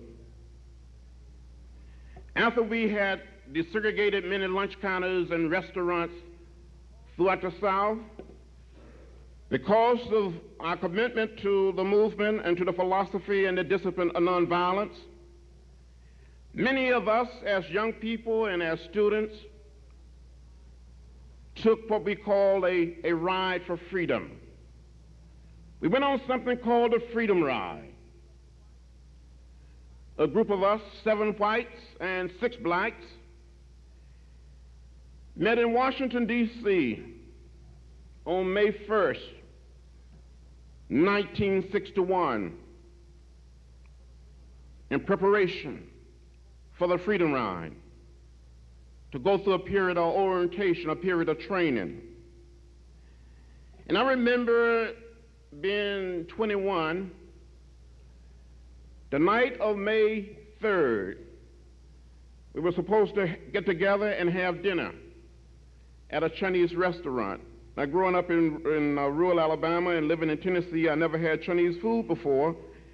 And we had dinner at a Chinese restaurant in downtown Washington, D.C. And some of the people during the meal suggested that we should eat well, because this may be like the Last Supper. We took that ride from Washington through Virginia, through North Carolina, and in South Carolina, I got off the bus, the Greyhound bus, with my seatmate, a young man by the name of Albert Bigelow, who happened to be white. And we started in a so-called white waiting room, marked white waiting. We were beaten, left lying bloody in the doorway of that waiting room. Officers came and looked at us, looked at the people that beat us, and then arrested the people that beat us. But the riot continued through Georgia into Alabama, but there was more violence, the burning of a bus with Freedom Riders in Anniston, the beating of a group in Birmingham that was on the Trailway bus. But it was because of the Freedom Ride, people, young people, in the Student Nonviolent Coordinating Committee and young people in SCLC decided to take the movement into the towns and hamlets of the South. And we went into the Delta of Mississippi, into Southwest Georgia, to the Black Belt areas of Alabama, to encourage people to register to vote. At that time, there was certain political subdivision in the South where 50 to 80% of the population was black, but there was not a single black registered voter. The tactics used by whites to keep blacks out of the political process ranged from economic retaliation to outright murder.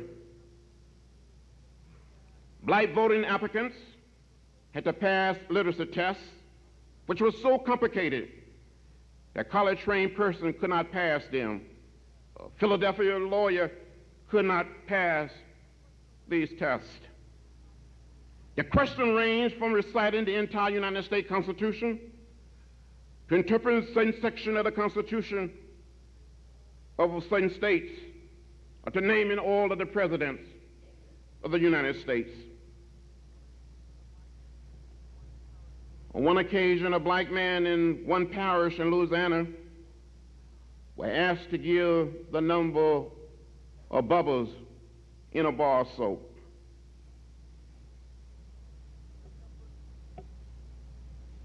But this effort came to a head in 1964 and in 1965. The Student Nonviolent Coordinating Committee, made up primarily of students from around the South and around the country, along with SCLC, the Southern Christian Leadership Conference, the Mississippi State Chapter of the NAACP, and the Congress of Racial Equality Corps, organized something called COFO, the Mississippi Summer Project, the 1964 Summer Project 25 years ago. And we brought more than 1,000 students from around the country to Mississippi to teach people how to pass the literacy test, to teach in freedom schools, to organize people, to encourage people to stand up, to lose their fears. There were bombing of churches, of freedom schools, bombing of homes. 3 young men, 2 white students, 1 young black man shot, killed, and buried in Mississippi during the summer of 1964 because they were involved in voter registration efforts. But we did not give up. The students did not give up. Martin Luther King Jr. did not give up, because one of the elements of nonviolence is to hope and prepare for the future. After Martin Luther King Jr. received the Nobel Peace Prize in December of 1964, he made a decision to turn his attention to Alabama. And we had our first massive march in Selma in 1965. And it was my day to lead a group of people to the Dallas County Courthouse. It was January the 18th, 1965, about 200 people. And when we came to the step of the Dallas County Courthouse, big man by the name of Jim Clark, the sheriff, very mean man, had a billy club on one side, electric typewriter on another side, and had his gun. And he walked up to me and said, "John Lewis, you're an outside agitator. And an agitator is the lowest form of humanity." And I said, "Well, Sheriff, I may be an agitator, but I'm not an outsider. I grew up 90 miles from here, and we are going to stay here until these people are allowed to register and vote, until they become participants in the democratic process." We all were arrested and taken to jail. A few days later, in February, Martin Luther King Jr., Reverend Ralph Abernathy, and others in SCLC came to lead a march of hundreds and thousands of young people, primarily high school students and some college students. More than 3,000 people, primarily students, went to jail. In less than 1 week in Selma, we filled the jails.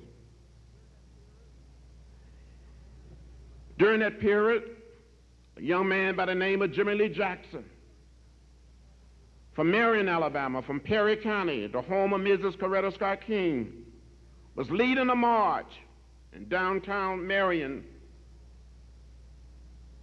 mid-February, shot in the stomach by a state trooper, and later died. He was leading a peaceful, nonviolent demonstration. It was at that point that we made a decision that we had to march from Selma to Montgomery, show the nation, dramatize to the nation and to the world that we wanted to participate in the democratic process. It was on March 7, 1965, when about 600 of us, students, but several elderly black men and women, and some very young children,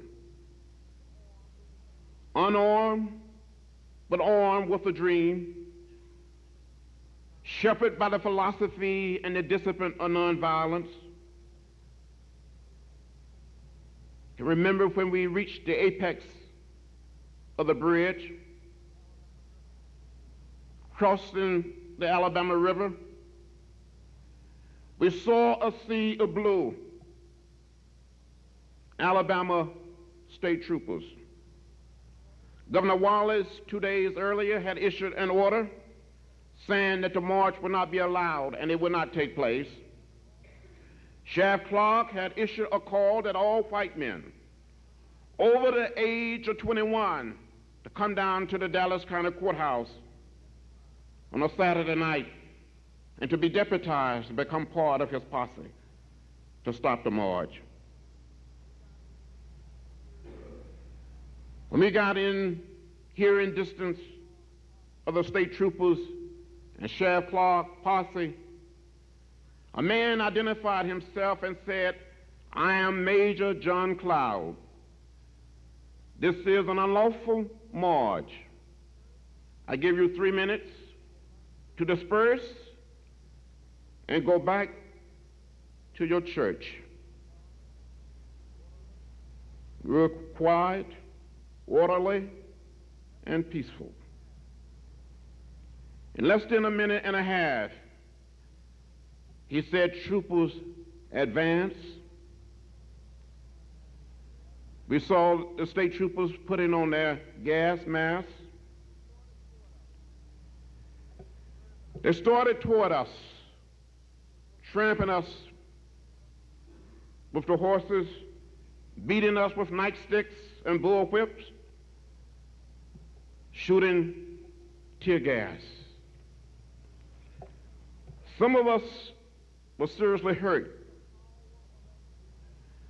But because of the power of that day and the power of the courageous black people, the students of Selma, Alabama, the President of the United States, the President of the most powerful nation, called the Congress into a joint session. In an extraordinary fashion, Lyndon Johnson said, and I quote, "I speak tonight for the dignity of man and for the destiny of democracy. I urge every member of both parties, American of all religion and all colors from every section of this country, to join me in that cause. At time, history and fate meet at a single time in a single place to shape a turning point in man's unending search for freedom. So it was at Lexington and Concord. So it was a century ago at Appomattox." Lyndon Johnson continued by saying, "So it was last week in Selma, Alabama. Their long-suffering men and women peacefully protested the denial of their rights as Americans. Many was brutally assaulted. One good man, a man of God, was killed." President Johnson continued by saying, "There's no cause for pride in what has happened in Selma. There's no cause for self-satisfaction in the lone denial of equal rights to millions of Americans. But there's cause for hope and faith in our democracy in what is happening here today." He went on to say, "For the cries and the pains and the hymns and protests of an oppressed people have summoned into convocation all the power of this, the greatest government of the greatest nation on earth." He said, "Our mission is at once the oldest and the most basic of this country, to right and wrong, to do justice, to serve man." And that night, Lyndon Johnson presented to the Congress the Voting Rights Act of 1965. So I said to you as students, as young people who have been here this weekend, that it has been a long journey, been a long road, littered by the battered and broken bodies of the nameless and countless martyrs who paid the ultimate price for civil rights, for human rights. It was a dream that we had. We had Martin Luther King Jr. as our leader, as our shepherd. But because of Martin Luther King Jr., because of the movement he led, because of the philosophy of nonviolence, our country is a different country. It is a better country. It is more humane. It is more caring. And I know there may be some of you out there being somewhat doubting about the power of this movement, whether we made any progress.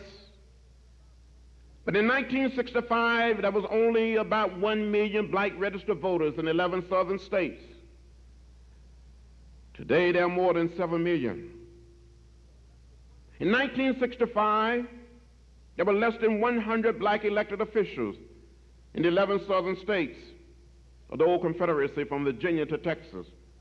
Today, there are over 6,000 black elected officials. So we have made some progress. Those signs that I saw when I was growing up, those signs that Martin Luther King Jr. saw in Alabama, in Mississippi, here in Atlanta, those signs are gone and they will not return.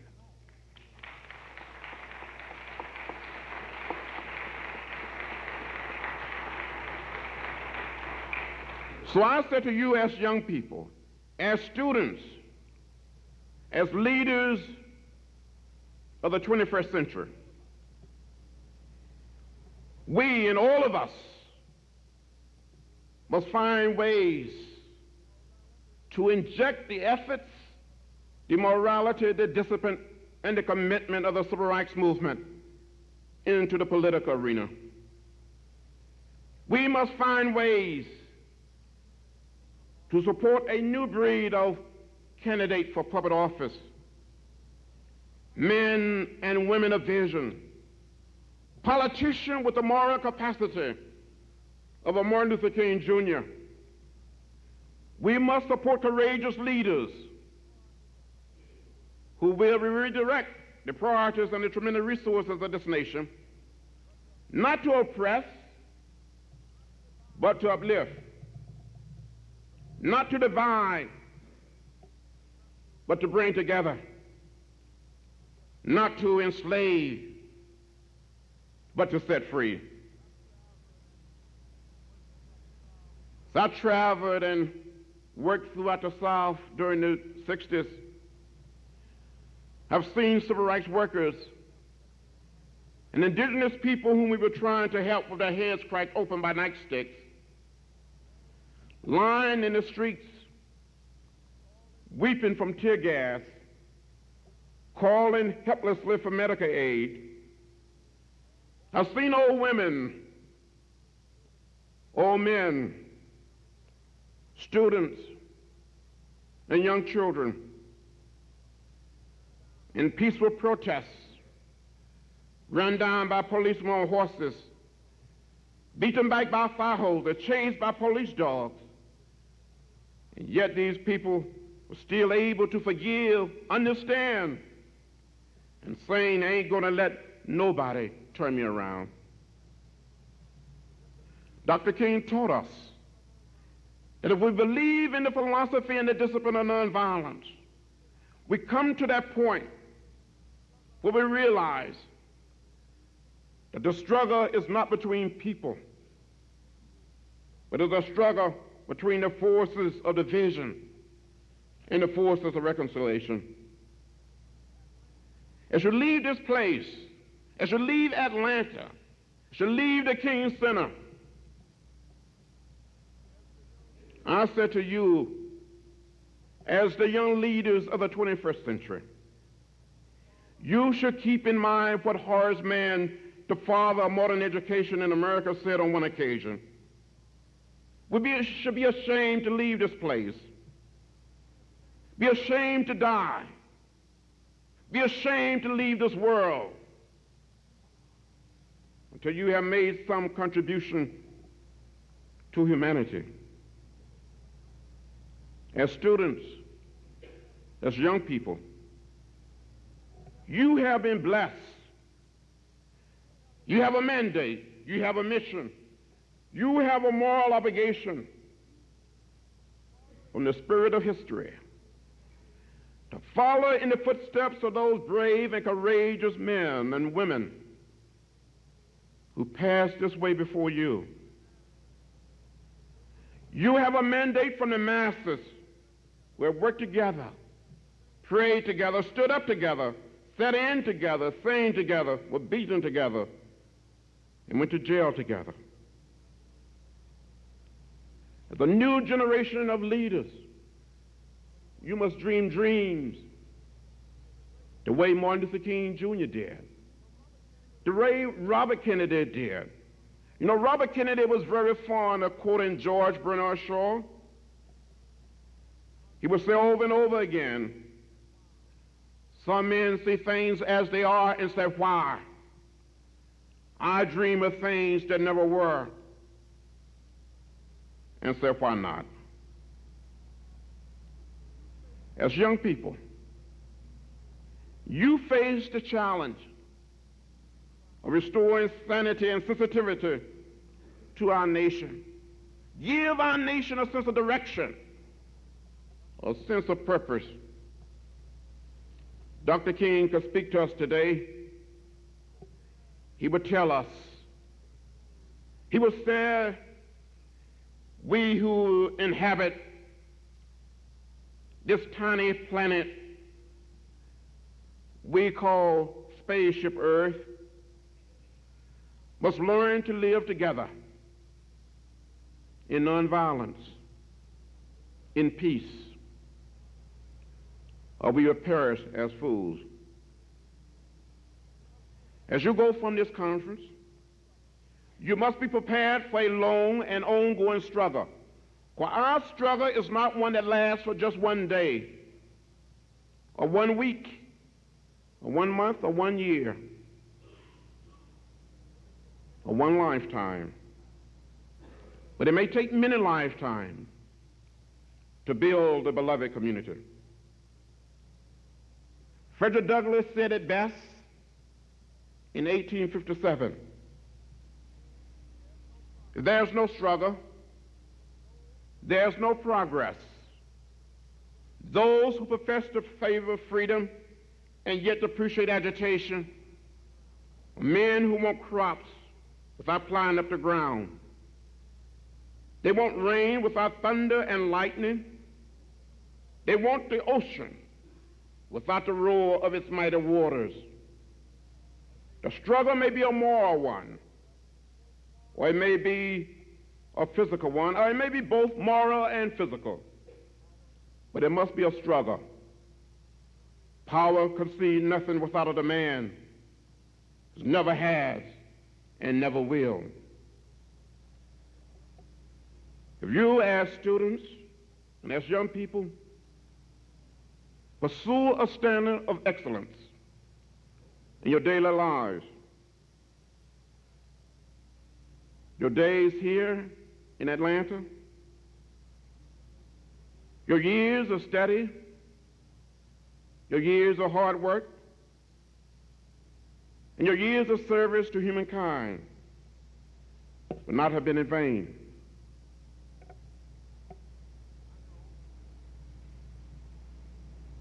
I know if it hadn't been for Martin Luther King Jr. and the philosophy and the discipline of nonviolence, I wouldn't be standing here as a member of Congress representing the people of the 5th District of Georgia. It's amazing to me what a people can do, what a nation can do, when you accept the philosophy and the discipline of nonviolence. Yes, we have witnessed, because of Martin Luther King Jr., a nonviolent revolution, a revolution of values, a revolution of ideas. Study the life and time of Dr. King. Study the philosophy of nonviolence. Let it become a part of you. And if you struggle and study, if you use your power, if you dream dreams, work hard, keep the faith, keep your eyes on the prize, the beloved community, the open and the good society is yours for the building. May God bless you.